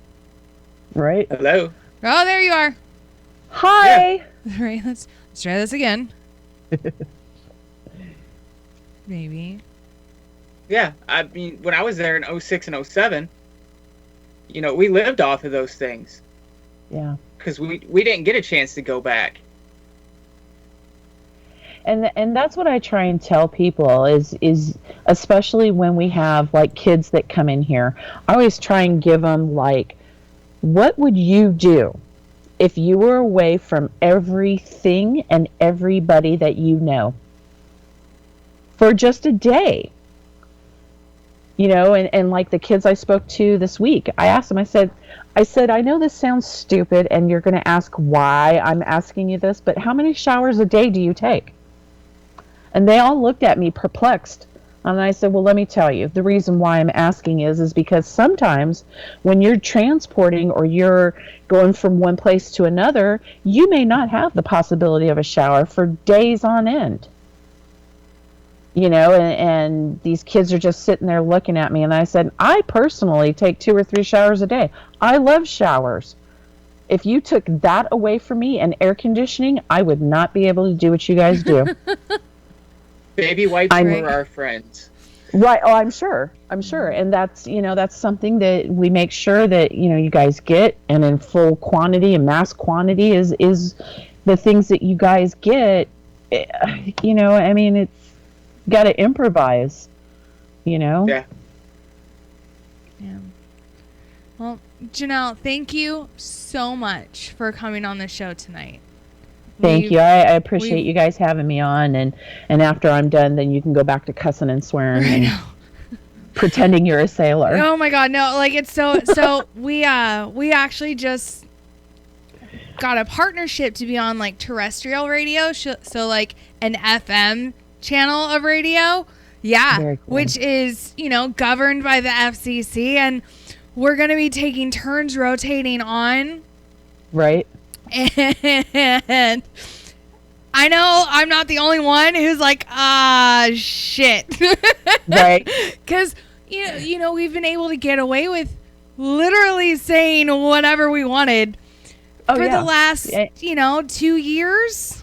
Right. So it's going to be one of those like, My grandma will be proud of me, though, because she'll finally be like, oh, you stopped swearing. I'll be like, just for the night, Grandma, just for the night. Right. Just for the block of those 2 hours, yeah, that's the only time I'm not cussing. Right? And it'll be painful. Right? Well, that's what people like get amazed with me personally, because my dad served in the Marines. Mm-hmm. So, you know, I was born and raised Marine Corps, and it's like, oh, yay, I knew the F word way long time ago. Right? It was one of my first words. Right? Let's suck on the thumb and say, oh, you know, but. Right. Mm-hmm. Well, Jeanelle, I hope you have an amazing rest of your night, and I hope you have an absolutely amazing weekend. Thank you, guys. I appreciate you guys having us on. Of course. So, everybody, hang tight. We're going to take another break. And when we come back, Mud Puppy and I will rant about how girls are now allowed in the Boy Scouts. But are boys going to be allowed in the Girl Scouts? Because, you know, equality. So, hang tight, everybody. We'll be back here shortly.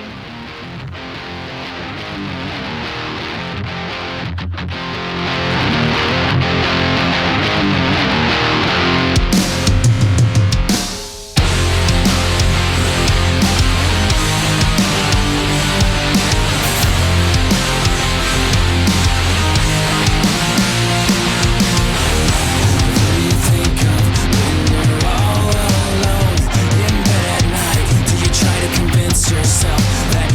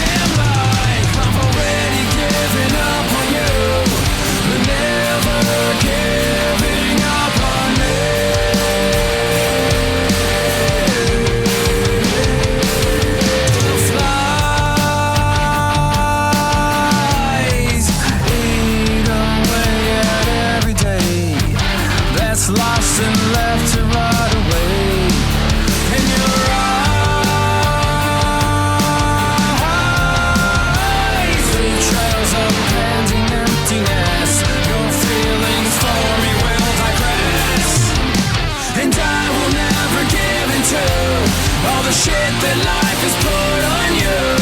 The past will stay where it will die and bring an ending to this goddamn life. I've already given up on you, but never giving up on me.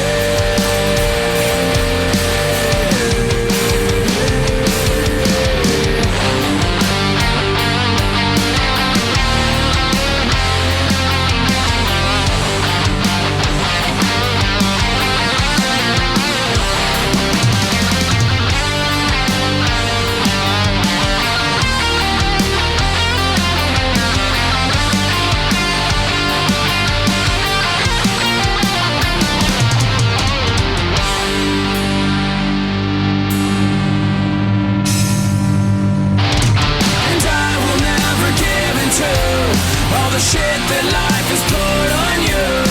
The past will stay where it will die and bring an ending to this goddamn life. I've already given up on you, but never giving up on me.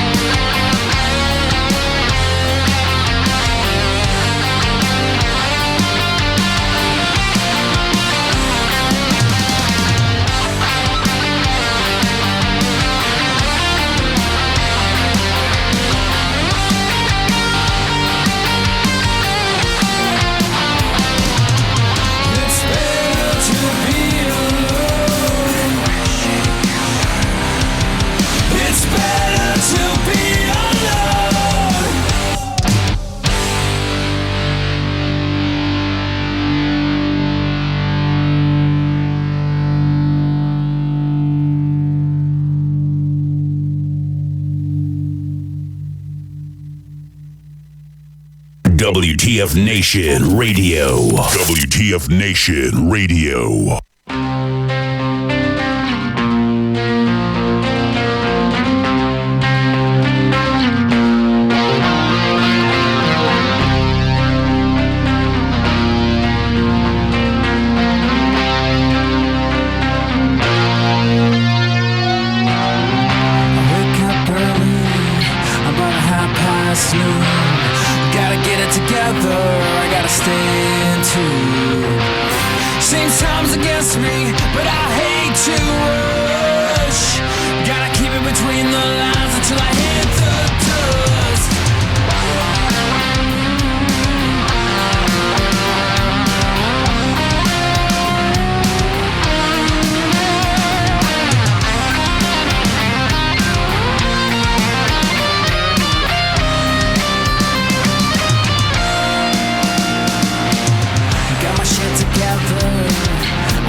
Some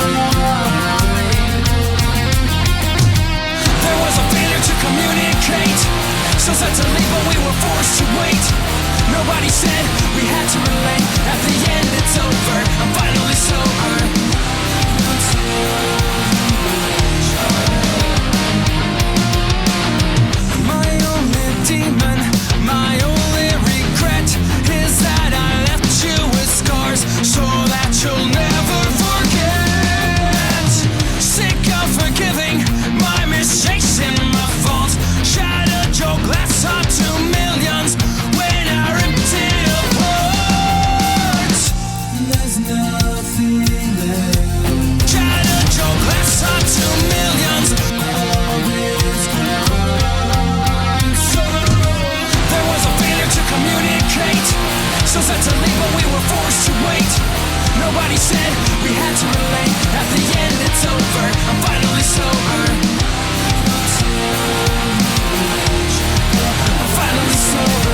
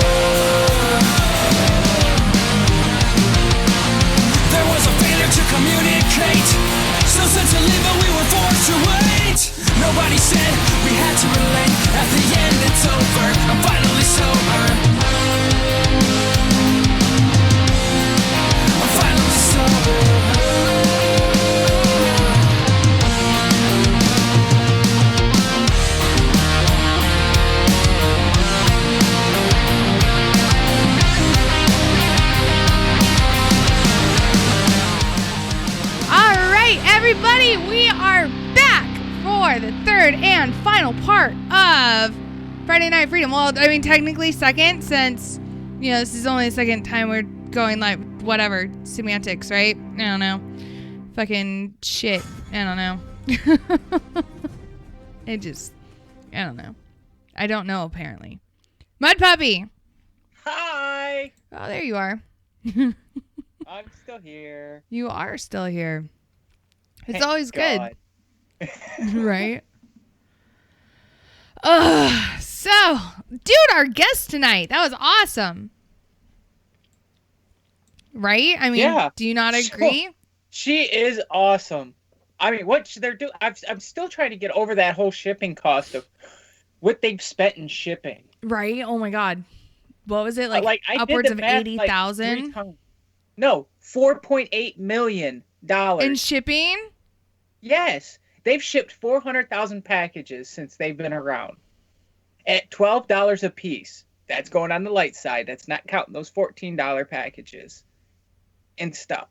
But as an average of $12 a package at 400,000 packages, that's $4.8 million. That's crazy.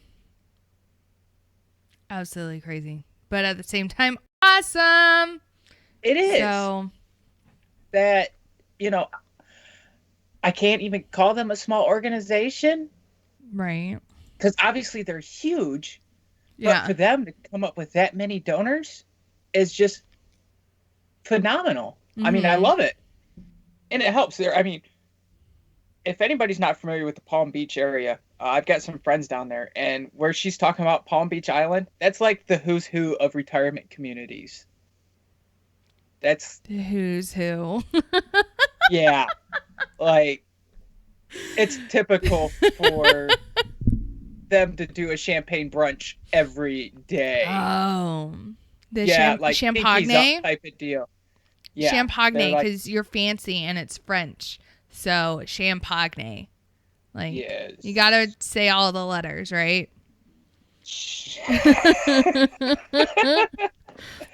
There's that extra G in there. And you can't forget the E. Right, champagne. Like you don't hear the G, but champagne. See, phonetics. Or something, I don't know. Is that like phrasing? Yes. I don't know. So, Are you ready to put on your tinfoil hat for just a little bit? Okay. You know I love doing that. Yes. So, I love KJ. You know I do. But he may have reported something that had not been verified yet. And that being that a security guard from Mandalay Bay was a second shooter. Now, there is a security guard by the name of Jesus Campos, or Jesus Campos. Campos? There we go. I don't know. Campos. Who works at Mandalay.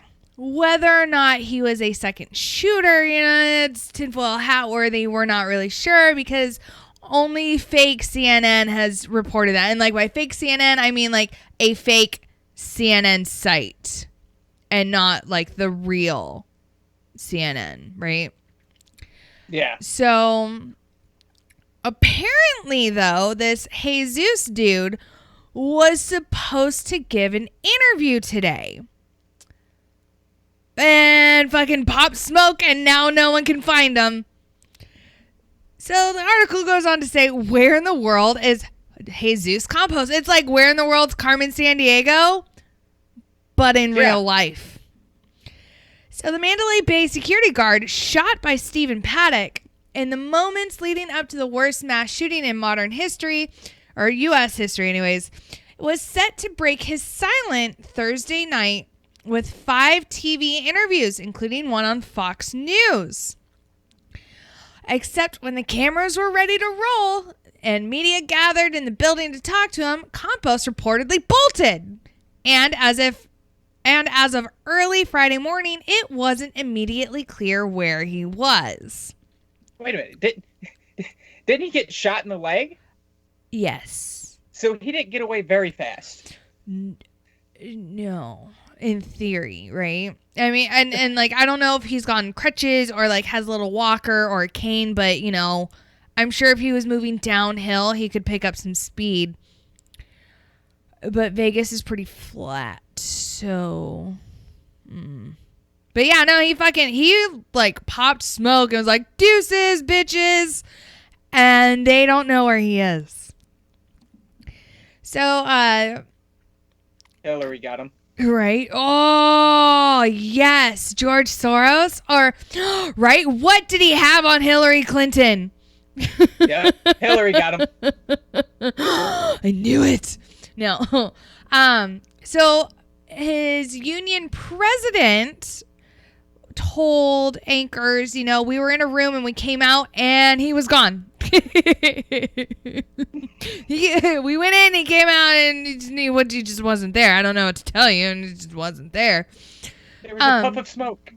So Campos is represented by the International Union Security, Police, and Fire Professionals of America, which did not respond to requests for comment from Fox News.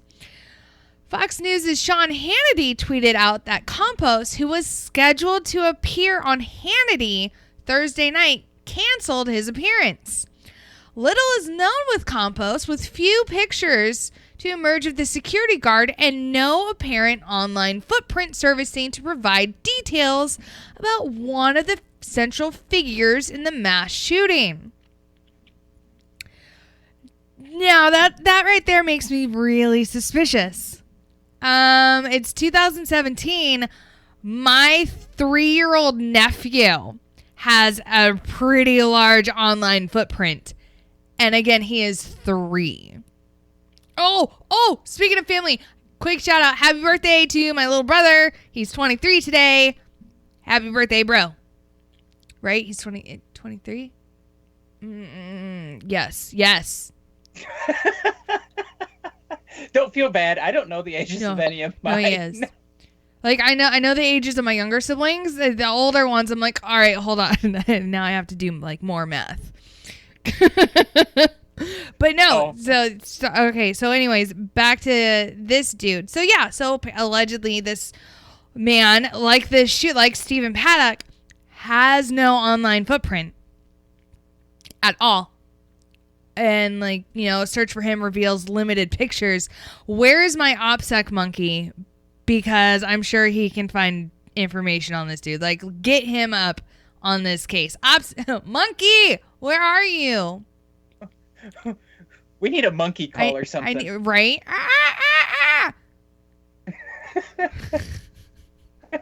I know I looked fucking retarded doing that.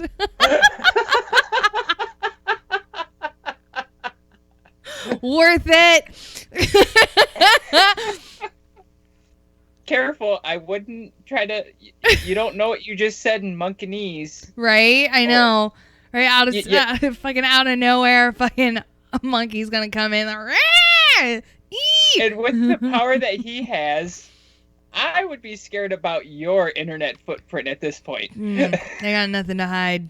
Nothing. Yeah, it's everyone. I'll fucking talk about myself. I don't fucking care. Whatever. Silverback Gorilla Lives Matter. Right? Right? Where, like, let's get some hackers in on this bullshit. I'm sure they can find them. Oh, yeah. I mean, you cannot hide. Not from hackers. No. So, yeah, no, let's get a couple of these guys, like, legit. Let's get a couple hackers and be like, hey, I need you to find out everything that you can on these gentlemen and let me know what you come back with. Thank you. I'll give you, like, a cookie when you're done or something. I don't know. I'm sure they work for money, but I don't have that kind of money, so I'll give them cookies, I guess. Right? That seems like a good... That seems like a fair exchange, right? Promise not to put a hex on them? Yes. But yeah, so... oh, goodness. So, the SPFPA, so that union, the president, David L. Hickey, told reporters new information about the timeline of the attack, for which Las Vegas police and MGM Resorts have been giving conflicting accounts. But he doesn't dispute that Campos is still a hero for saving a maintenance worker and probably stopping additional shots. MGM Resorts issued a statement Thursday to correct some of the misinformation that had been reported.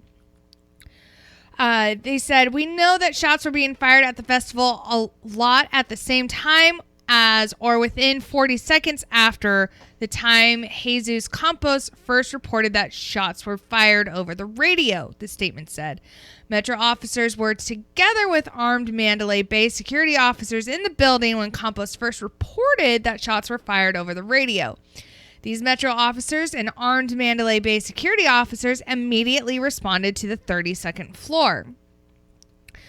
In the most recent police timeline provided Monday, Clark County Sheriff Joe Lombardo said Paddock fired about 200 bullets from his room at the resort starting at 9:59 p.m. on October 1st. The volley in which Campos was hit and then began opening fire on the music festival crowd 6 minutes later. Police had earlier said the opposite, that Campos was struck after Paddock started firing out the window. So we're nearly 2 weeks into this investigation, and authorities have yet to disclose any sort of possible motive that this psycho had. Now I have a question. Why did it take 6 minutes for him to get on the radio and say, hey, I've been shot? Because he got shot? But why would you wait 6 minutes? Like, wouldn't that be almost like an immediate reaction of like you getting shot and being like, holy shit, I got shot. Hey, I need backup. I was just shot. Help me. Send a medic. I mean, I'm not a cop. I'm not claiming to be one. However, I have questions. Oh, yeah. Mud Puppy, please explain. You're a cop, or you were. Poor like favor. I said, when we seen the pictures the first time, all those pictures and everything else made me have even more questions on everything. I mean, that's what I did, is I processed crime scenes.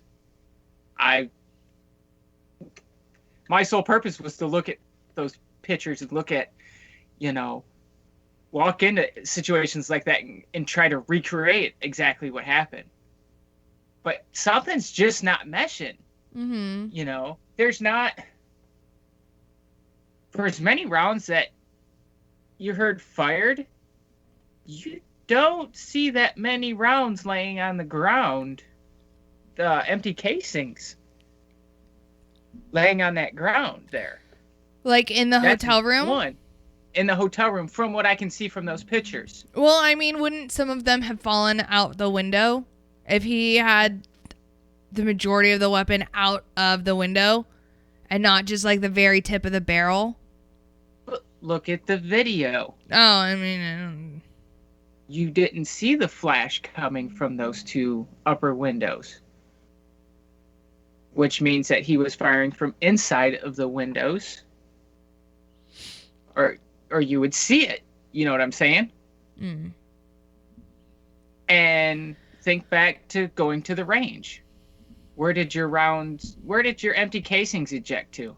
Some of them went down my collar or into my sleeve. That was not fun. They went back into the right. Yes. So again, some of them would it would have came back into the room. Do you see where I'm going? Yeah. So, those magazines that he was using were 100-round magazines. My best guess, from what I can see, they were double stack, the big bananas. Yeah, Steph, and SKS does spray them all over the place.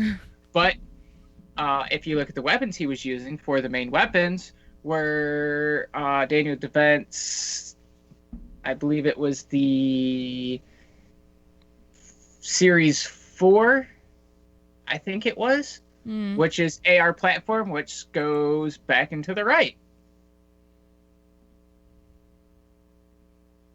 So, one, where are all these empty casings at? It sounded like he did what? 4 or 5 volleys?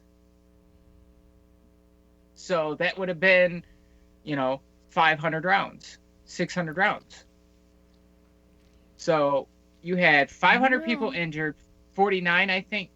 58 killed. Okay, 58.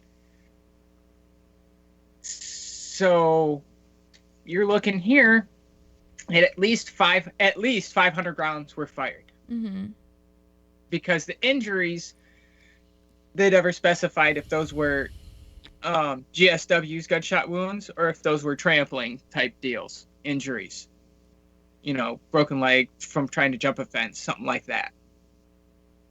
All right, so let's just say 500 rounds were fired. That's a lot of goddamn rounds for just to be such few casings being left there. Stefan, most of the casings would have went to the right out of an AR platform upper. Yep. They back to the right. There's the first one. The second one is, I would love to see the video from inside the hotel hallway. What? Right? There's cameras everywhere in Vegas. Yeah. Right? Good point. Where's the security cameras? Like I said, I said it on the air. I was with, me and Ice were talking about it. Oh, on Monday? Yes. Okay. I have a friend that used to be on Vegas Metro and Vegas Metro SWAT. I haven't talked to him for a number of years because he dropped off the social media and everything else because of his job. Mm-hmm. And he told me that all those hotels have cameras around every corner because they're in the business of money. Yeah, watching everything. And especially up in those upper floors, those are high roller suites. So, of course, there's going to be added security plus added cameras to ensure that their high rollers are taken care of. taken care of. I don't want to say they're under lock and key, but make sure that nobody messes with them. Yeah. Because once you get up to a certain level in a Las Vegas hotel, your key card is the only way you can get up there. Yeah. So, unless you call for a hooker. Even then, you still have to check them in. Believe it or not. That's going to be so awkward. Yes. I need to check in Cinnamon. If you could please escort her up to my room so she can throw that ass in a circle, I'd greatly appreciate it. Thank you. Right. Got to snort some You have to blow call off of ahead her and butt. say yes. You know, let the bellhop know that she's allowed to come up. Right. And they check in at the front desk. You know, I'm here to see so-and-so. And, you know, they are able to... Dude, those fucking cards. Yes, come up. Those fucking playing cards that they like plaster all over the fucking lamppost, and then like hand you like a fucking deck of cards as you're just walking down. Like, here, take these, and you're like, what am I supposed to do with these? And then like most of them are like edited, right, or like with little stars strategically placed. Every so often the stars, it's like a misprint and the star is not where it's supposed to be. So you're like, oh, I have a card with a vag. This is good. Or like, oh, that's a butthole. She must anally pleach. You know, like one of those. Damn, girl, get it. Stefan said, wait, let's rewind this right now. Okay, Doc Derek, like the hostage story, there are too many loose ends in the Vegas story. Correct. And then Doc says, Cinnamon, that's hot and cocaine-filled snot. Right? Gotta snort that cocaine off Cinnamon's ass. What Stefan brings up is a great point. What amazes me is so many people just stood there in the open instead of taking cover behind anything. That guy flipping off the gunman. Right. Stefan, if you see the video of that, the guy flipping off the gunman, he does duck and, well, he half-ass ducks. He probably thinks he's on the ground because I'm pretty sure that dude was lit. Because if you watch the video, he's leaning backwards most of the time, like straight Matrix style. Everyone wants Cinnamon to come over. Doc said he would have been that guy. Yep, I'm right there with you. No, So, okay, I kind of want to move on. So I couldn't find a fucking article about it, but I know it's kind of like a big story right now in that family from, I think they were from like Pennsylvania or whatever, and apparently decided to go vacation in Afghanistan because, you know, who wouldn't want to go vacation there, am I right? And then decided to take like a midnight stroll. And by midnight, I mean like, you know, 7 p.m. stroll through Kabul because, again, who wouldn't do that? Am I right? And they got captured. And it was, so when they were over there, like when they initially were over there, it was just them, like, you know, man and wife. And then when they got released, because I think they were being held, if I remember correctly from what I was told, because again, I couldn't fucking find this article. So Mud Puppy, I need you to find this story. Activating Google Eyes. Awesome. Is that they were held, like they got captured by the Taliban because, you know, shock, right? And fucking sorry, my dogs were just fighting, so that's good. The babysitter can't keep them from fighting. Wait, didn't we have a soldier do that once? Right? But yeah, so apparently they're being held by the Taliban in Pakistan, and we negotiate, and by we, I mean, you know, our administration negotiated for their release because, you know, we're not going to fucking leave our people anywhere, right? Doc's saying that the story is fake.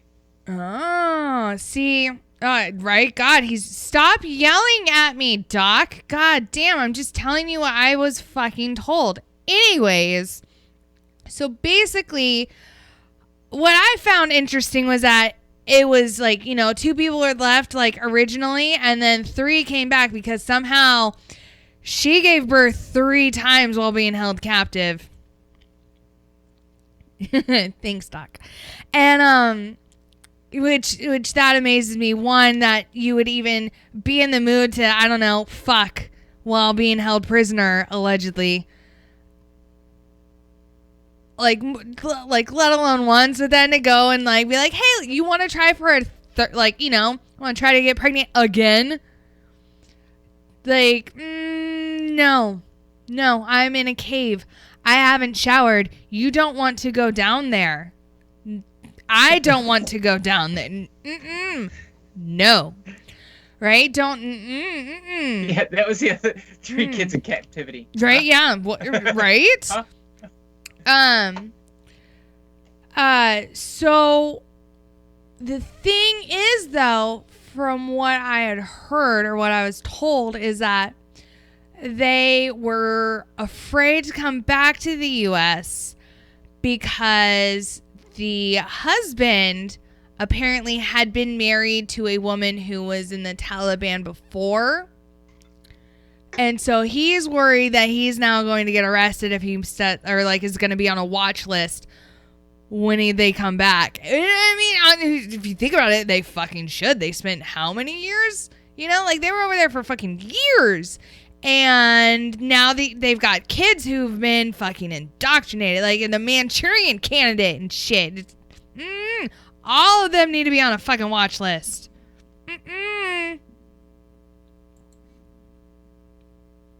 Telebabies, exactly, Ice. Have you found this story yet?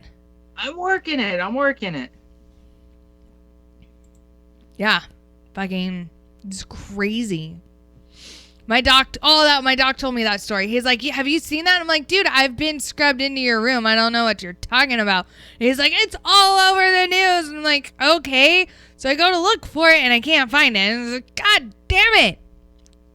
But I asked someone, I was like, hey, like, I heard that something happened between the U.S. and Pakistan yesterday. Is there any truth to it? And my source was like, oh, yeah, we got, definitely true. And oh, okay. So I don't see why you have to yell at me, Doc, and say that this is fake news when I have sources. I just can't, reveal my sources. NBCnews.com. Oh, NBC. So, It would be the Coleman family. Oh, yes. Okay, go. It's loading. Right? Exactly, Doc. Can you imagine how Taliban. smelly her fucking vag would have been? Ugh. And sandy and like just grit all. No. Sorry, continue. An American woman and her family, freed from the custody of a Taliban-linked group, left Pakistan on a flight bound for. Are you? To the U.S. official said. Caitlin Coleman, who is originally from Pennsylvania, and Canadian Josh Boyle were kidnapped by militants while hiking in Afghanistan in late 2012. Because, again, who wouldn't vacation to Afghanistan? Am I right? And then go hiking in the mountains, because that's what sane fucking people do. No. Well, oh, God, I can't wait for him to go to jail. Or hung. Coleman was pregnant when she was captured, and the couple had 3 children while being held hostage. The Pakistan military said that after it was alerted by U.S. intelligence that the family was being moved across the border from Afghanistan, a team, included infantry and intelligence personnel, raced to surround the vehicle. The vehicle was immobilized with sharp shooting. We destroyed their tire. Accomplice managed to escape to a nearby refugee camp. Major General Asif. Yeah. A spokesman for the Pakistani military told NBC News, "We moved the hostages via helicopter to Islamabad. They were then handed over to U.S. authorities." U.S. military officials pushed back on the idea that the release was a result of a hostile armed confrontation, with one official describing it more of a diplomatic handover. The U.S. had a C-130 ready to fly the family out of Pakistan, but the husband did not want the U.S. supplied transportation, 3 American officials told NBC News. It was not clear why they rejected the opportunity to immediately leave. The family left for the UK on Friday, but their final destination was not immediately clear, according to a senior Pakistani military official. It's a blessing that those children have survived, and they're young enough that they can live a normal life. Dude, no, I call bullshit. I'm telling you, Manchurian candidate. It's gonna, I'm telling, all 3 kids need to go into therapy, and they need to be fucking, like, wiped clean. If there is such a way to do that, I don't know. Secret squirrels, get in on that shit. Do your fucking mind tricks and shit. Style. Yeah, like, get in some fucking Jedi and whatnot, and get your fucking minds fucking with their heads, and make sure that they haven't been, given some random ass keyword or phrase before they fucking snap and shit. That whole family needs to go on a watch list for like 20 years. FBI Director Chris Wray said we could not be happier about the outcome. It's a great day. They've been held a long time, he said. Coleman's family posted a note on their door referring to the joyful news and asking for privacy as we make plans for the future. The family were held by the Haqqani Network, an insurgent group that supports the Taliban, when the Pakistani military mounted what they called an intelligence-based operation. The Haqqani Network, whose leader is deputy head of the Afghan Taliban, also held Bergdorf for 5 years. Oh, the same group. The Afghan Taliban obtained 5 top commanders in exchange for the U.S. soldier in 2014 and a deal with the U.S. that was brokered by Qatar. Don't get me started on that one. So what you're saying is that the same group that held on to the traitor captured this family. Yeah. But like Doc said, the Haqqani Network, they're about money, not by killing.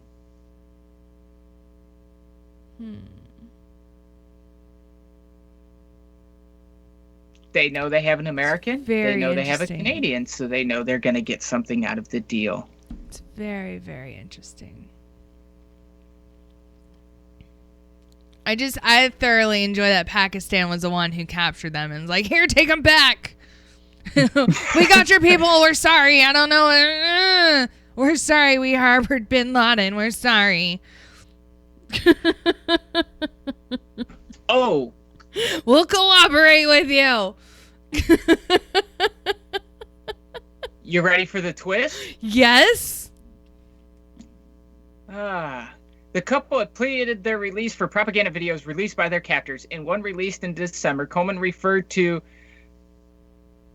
the Kafkaski nightmare in which we find ourselves and urged governments on both sides to reach a deal for their freedom. She then adds, my children have seen their mother defiled. Oh. So mom's been raped. Here's the twist.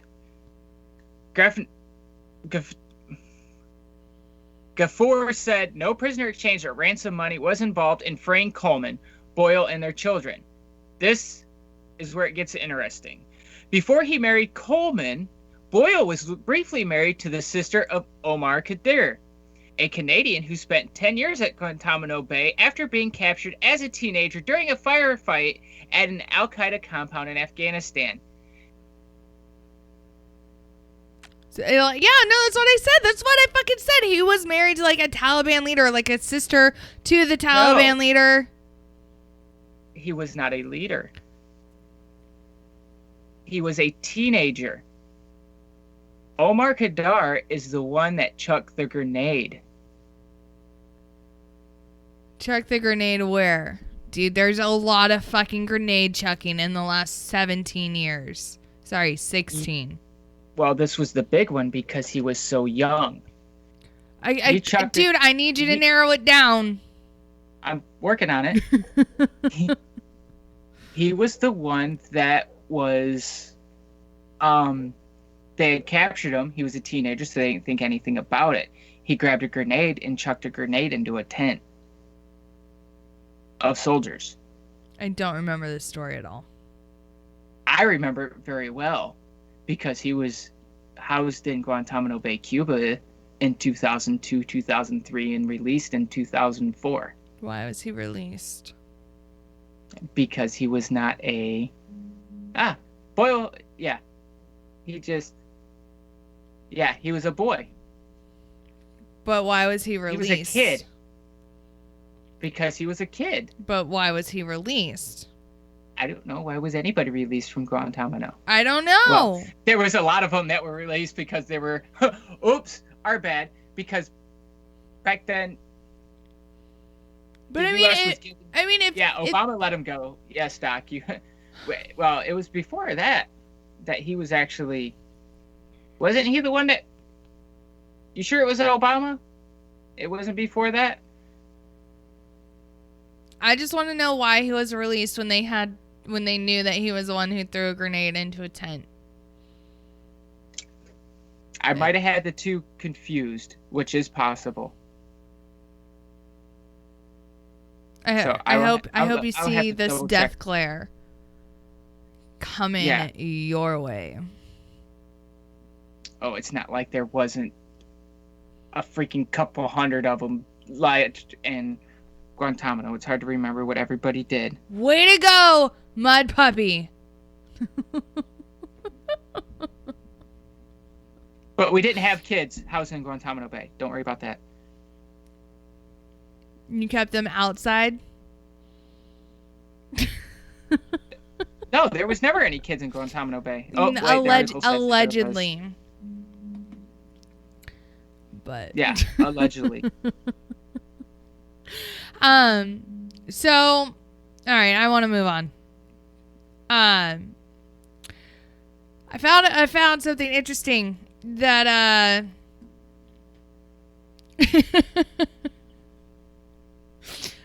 so you know how there's like Boy Scouts and then there's, Girl Scouts, and in order to get into either one you have to be either a boy or a girl, right? And then you go into your perspective scout lane.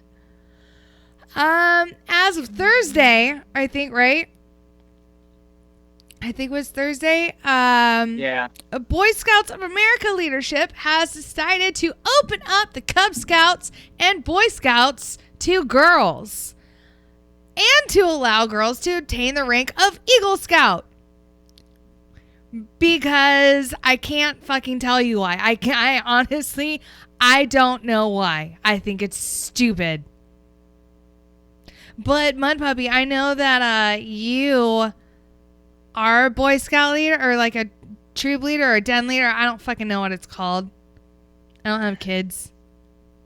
I was a Girl Scout. Or sorry, I was a Daisy and then a Brownie and then a Girl Scout. My little blue vest. When I was a Daisy and my fucking pigtails and shit. Oh, I was adorable. Did you get kicked out for eating too many brownies? No. I was gross. No. But and what? Your wife is a Girl Scout leader, right? Yeah. And me being a former Boy Scout. Oh, that's right. You were a Boy Scout. Were you an Eagle Scout? Almost. Close, but no cigar. Dude, I don't even want to associate with you anymore. How dare you? Yeah, well, I got too old before I finished my Eagle project. I'm just kidding. I don't care. That I joined the military. Oopsie. Right. Well, I want your opinion about this. Yeah. There's a reason it's called the Boy Scouts and there's a reason it's called the Girl Scouts. That's just like the NCAA the NCAA sticking up for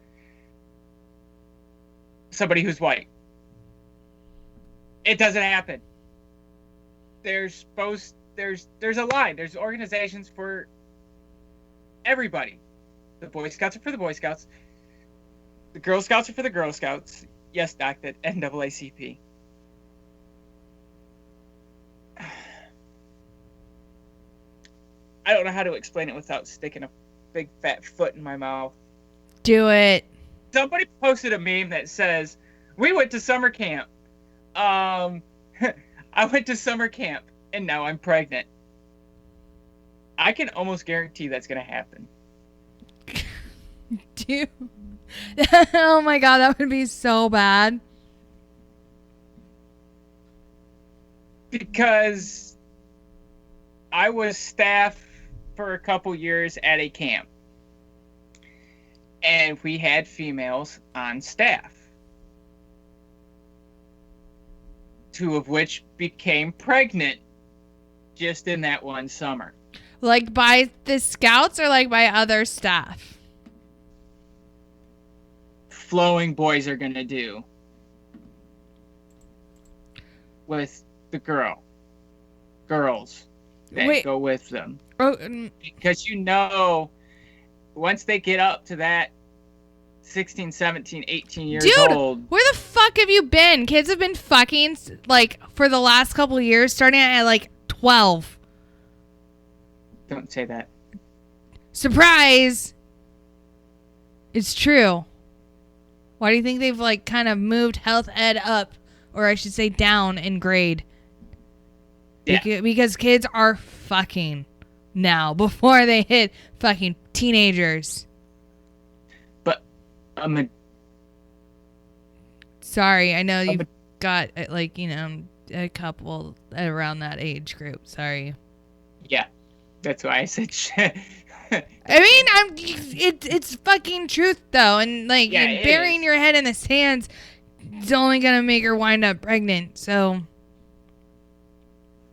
I don't want that to happen. So I'm telling you, like, hey, you should. I don't know if your school's had the talk with her, but maybe you should.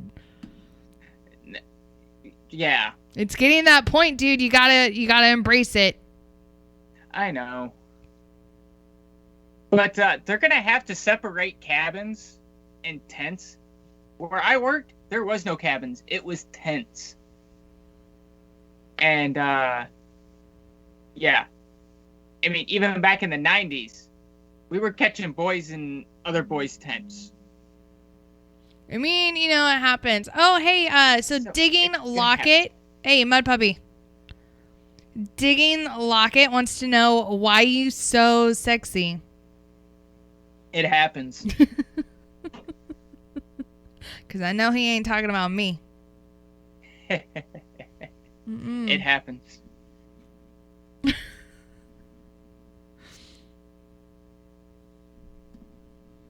What? What? What are you talking about, Allie? I've had parents who are surprised to hear girls can get pregnant before menses. Menses. That's before they start their period. You have you have daughters. You need to know these terms. Okay. Yeah. Oh, no. Digging Locket is talking about you. No, I'm. You're the only one that you. Remember, you're the only one on camera right now. Well, it's definitely not me. It's you. Because a gentleman does not catcall me like that. Exactly. So. They always start how I start. Hello, love. I mean, you know. But, no, I have had to talk and anything else and everything else. And, you know, I've talked about it before. My daughter's played football a couple years ago. and these boys more think of her as a brother than a sister. Thank God. I don't know if you've seen any, like, how-to videos on, I don't know, like, Pornhub, but that doesn't stop anything. Yeah. I know, you're like, you just want to, like, shoot me right now. But. Yeah, just a little bit. Good, I mean, you know, fucking. She's got a lot of big brothers. It's gonna happen. Like. I know. Dude, no, okay, like, seriously, I got married when I was 30. I got married when I was 30. I'm 99% positive that my dad had convinced himself that I was still innocent and that I was not being a fraud by wearing that white dress. Mostly because I was not allowed to date until, I was 25, but then it turned into 30 and I was like, well, I'm getting married, so whoops, I don't know what to tell you. So, but no, Boy Scouts are for the Boy Scouts, Girl Scouts are for the Girl Scouts. Right? So I'm wondering. I'm not trying to be sexist. I'm not any of that. Like I said, my wife's a Girl Scout leader. I'm wondering if it's to appease the trans population. You know what? I thought they had a trans a while back.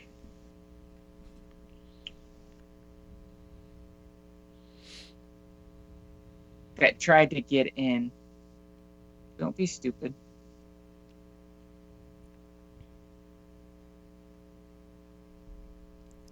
I want to say they had, yeah. No, it was the no, the Doc. gay. Doc. I am 31. Yeah, I'll be 32 here in a couple months. True story. I'm in my 30s. Will boys be allowed into the Girl Scouts? I look like I'm 22. You're sweet. You're full of shit, but you're sweet. Yeah, quit trying to butter her up. Right? But yeah, no, and that's also a very good point. Will boys be allowed in the Girl Scouts to sell, crack? Or as I like to, or Thin Mints, as they're called. God, I love Thin Mints. Where's my dealer? Where did they start selling cookies again? I don't know. I will ask the wife when we get off the air. Triggering intensifies. But yeah. Oh. So that brings up another thing that I kind of got into with friends is paternal rights, as far as I know we're completely shifting gears right now, but fuck it, whatever. Paternal rights as far as when it comes to pro-choice things like abortion. Should the man involved have a say on whether or not the woman gets an abortion? I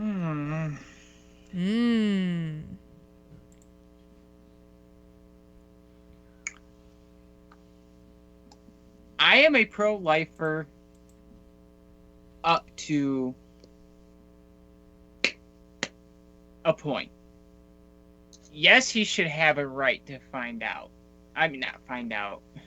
Yes, he should have a right in the choice. I am pro-life because anybody who has a child that cannot afford it, there are ways that, you can still give life to that child. Now, I say pro-life up to a point. If the child is going to, 1, kill the mother if she continues with the birth, or 2, the woman was raped. Now, and the reason why I kind of bring this up is because it took both people to make said baby, right? Yes. Took them both. Because, and the reason I bring this up is because, for those who are out, for those shady bitches out there who are trying to trap a man by getting pregnant and telling him, I don't care what you say, I'm keeping it, and you're gonna support me and the baby, and you're gonna be there. It's like, well, what if he doesn't want to? and therefore he has that option of like, well, I don't want to be involved. Like, I didn't want this. I didn't want this. I thought you were on birth control, like, or if there was an accident, like, condom ripped or it slipped off or I don't fucking know, it broke. And plan B, they didn't catch the I don't fucking know how you don't, but you didn't catch it. The condom broke. And therefore plan B, which is highly available to anybody, was not consumed within that window. But he stealthed me. But yeah, like it's mind blowing how I was getting into fights with I got into debates, I should say, with all these women who were like, oh, he should not have a say because it's my body that's going to be going through this. It's my. And I'm like, the only way you got pregnant is because he was involved. It takes two to tango. Exactly. And like this one chick was like, well, what if she tried to use me as an example. She's like, well, what if you go out to a bar one night and you're drunk and you go and hook up with some dude with a one night stand and the condom broke? And I was like, all right, let me stop you right there.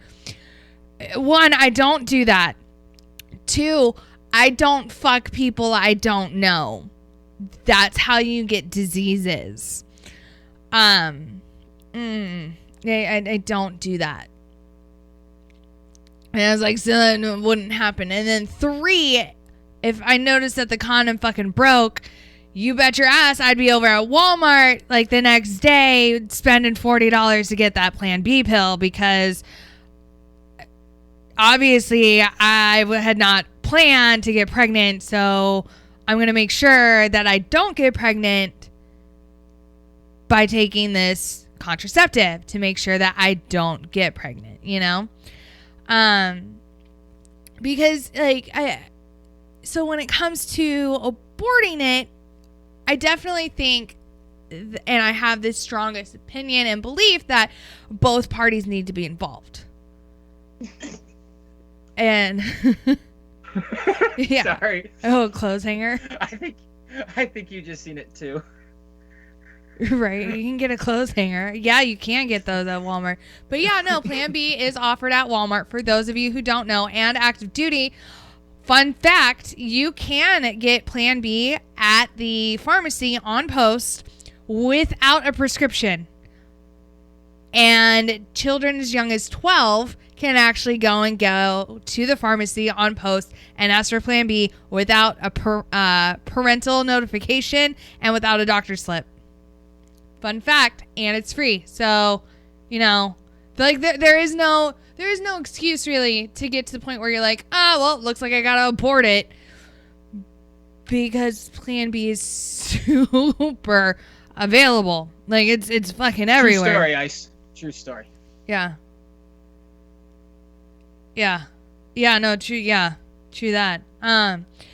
But yeah, and like these chicks are just like, well, it's my body that's gonna be like going through all these changes and carrying the baby and blah blah fucking blah, and I was sitting there and I was like, well, what if the guy, obviously it wasn't planned, but what if he wants the kid? Like, what if he wants the kid? Why are you going to deny him his rights as a father?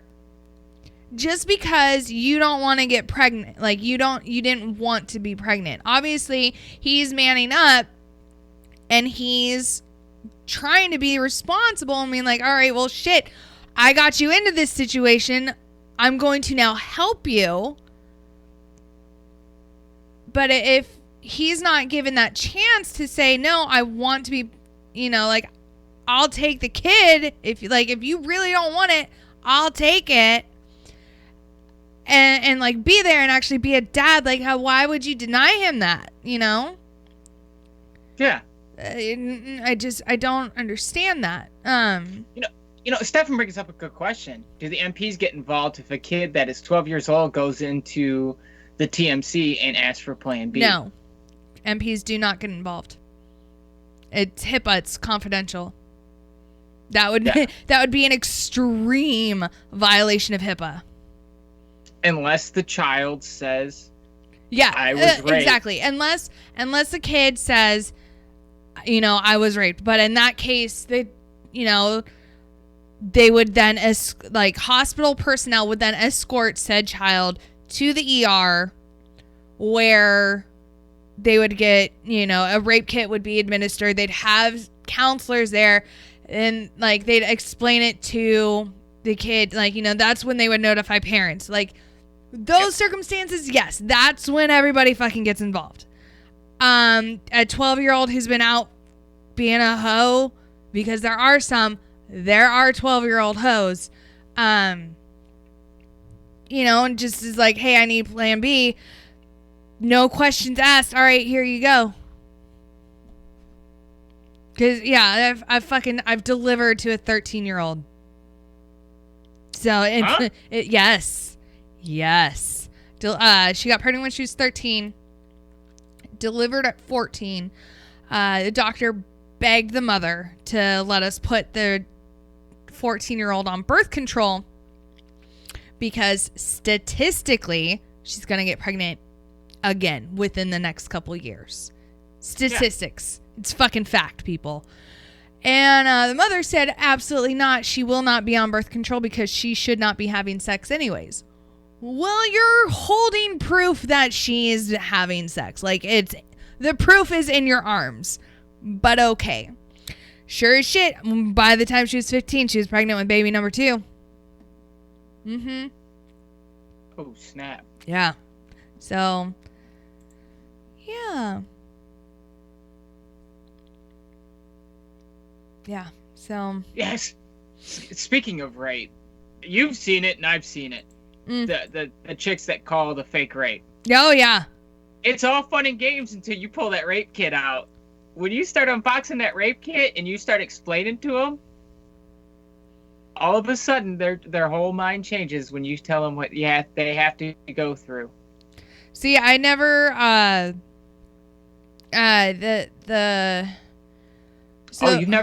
you've never had to deal with a fake rape?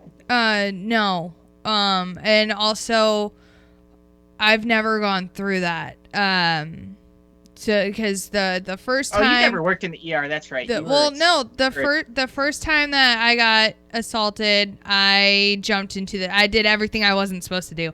I jumped into the shower. I washed everything. I then went to my NCO and I said, I don't know what to do.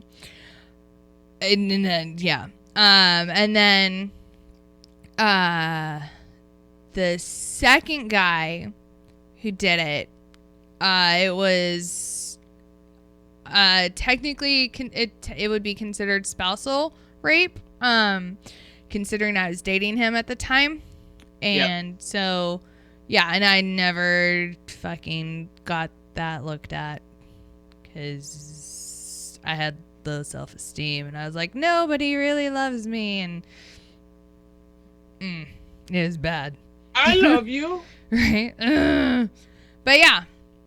Right? So many emotions. Yeah. I mean, they thought, the ones I dealt with, they thought that, they didn't know about the rape kit at all and what was involved with the combing and everything. Oh, you can pull the DNA of the person I said it was? And, oh, well, no, it wasn't him anymore. Right. Yeah. But it's yeah. But, and I agree, Casey. The females who cry fake rape, they need to be fucking prosecuted, and they're the ones that need to be going to jail. Because I had a friend go through that in Germany, and he and a chick hooked up, and it was fine and dandy for 2-3 weeks. And then her boyfriend found out that she cheated on him with my friend, and that's when she cried rape. 3 weeks after the fact. Yeah, I that was. Oh, he was found innocent. One of the main incidents I seen. He was. Yeah. He fucking went through court martial and everything and found innocent. He was like, "Fuck this bullshit, I'm out." Yeah, he hasn't really been the same since then.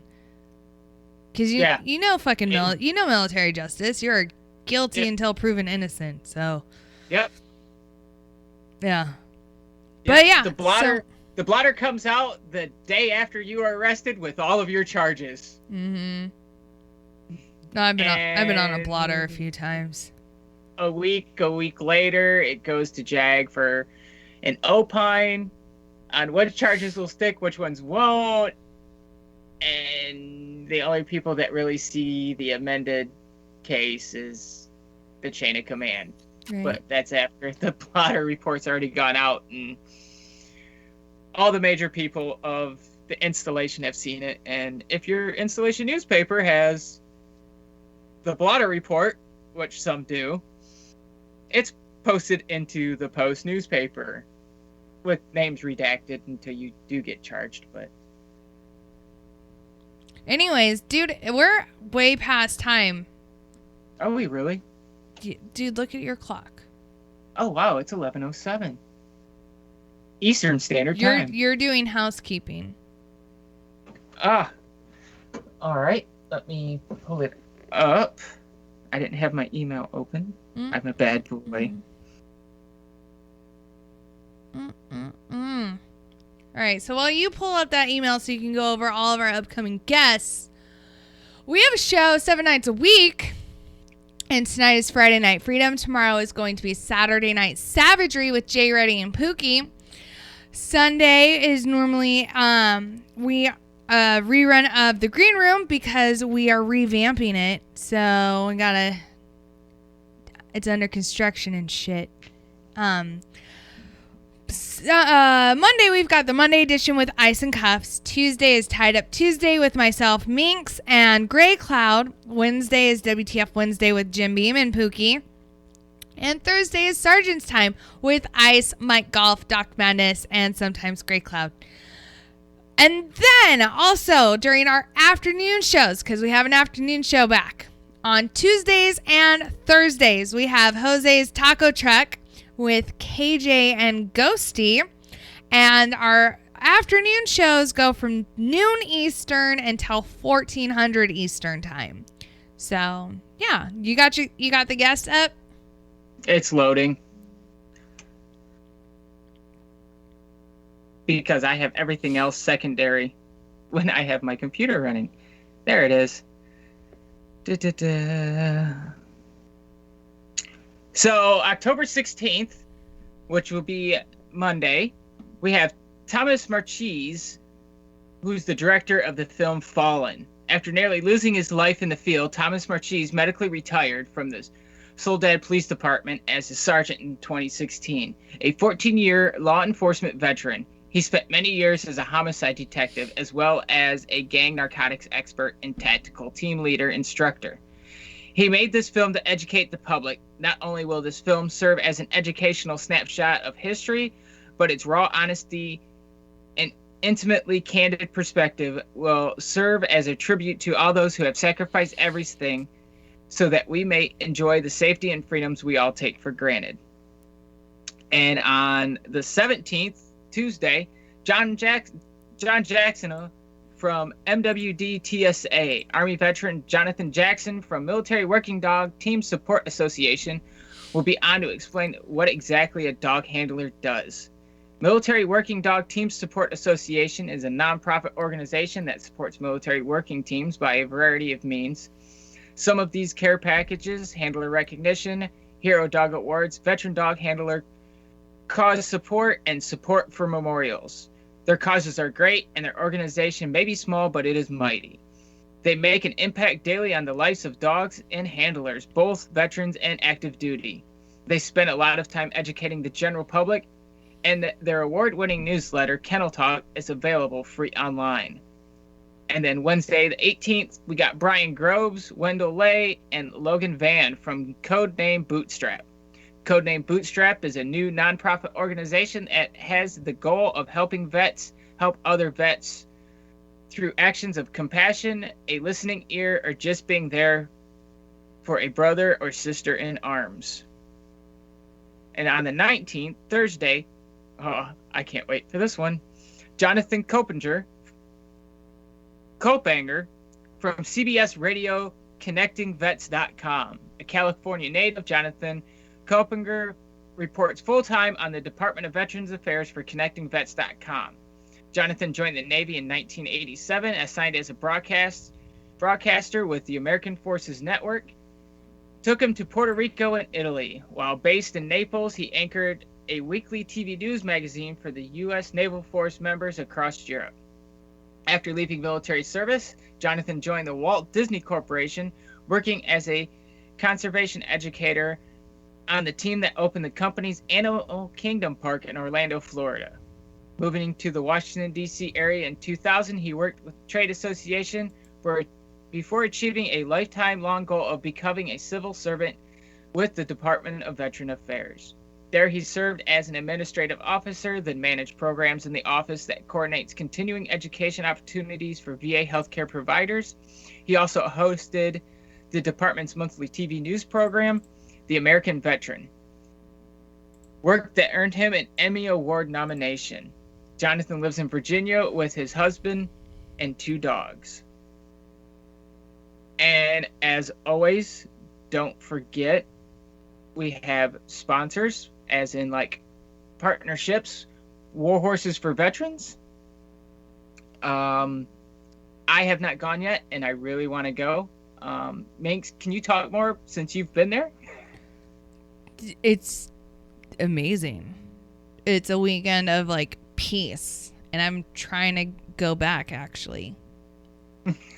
So no joke. I fucking am, but yeah. Like, you guys have heard me fucking talk about them before. Like, I can't say enough good things about them. But, I'm tired. Dude, I've got a 12-hour shift in the morning. Hey, me too. Yeah, more overtime this weekend. Yay! Right, so... I love overtime. Thanks, everyone over on Mixer and Facebook for hanging out with us tonight. So... I'll see you guys on Tuesday, and yeah, and then we'll see you guys here again tomorrow night at 8 p.m. So, yeah. And don't forget, tomorrow, don't forget to check out the Veteran Report. Oh yeah, the Veterans Report. ICE is going to be on there. So make sure to tune into that. It's going to... Good luck, ICE, on not swearing. Good luck. But, all right, y'all have...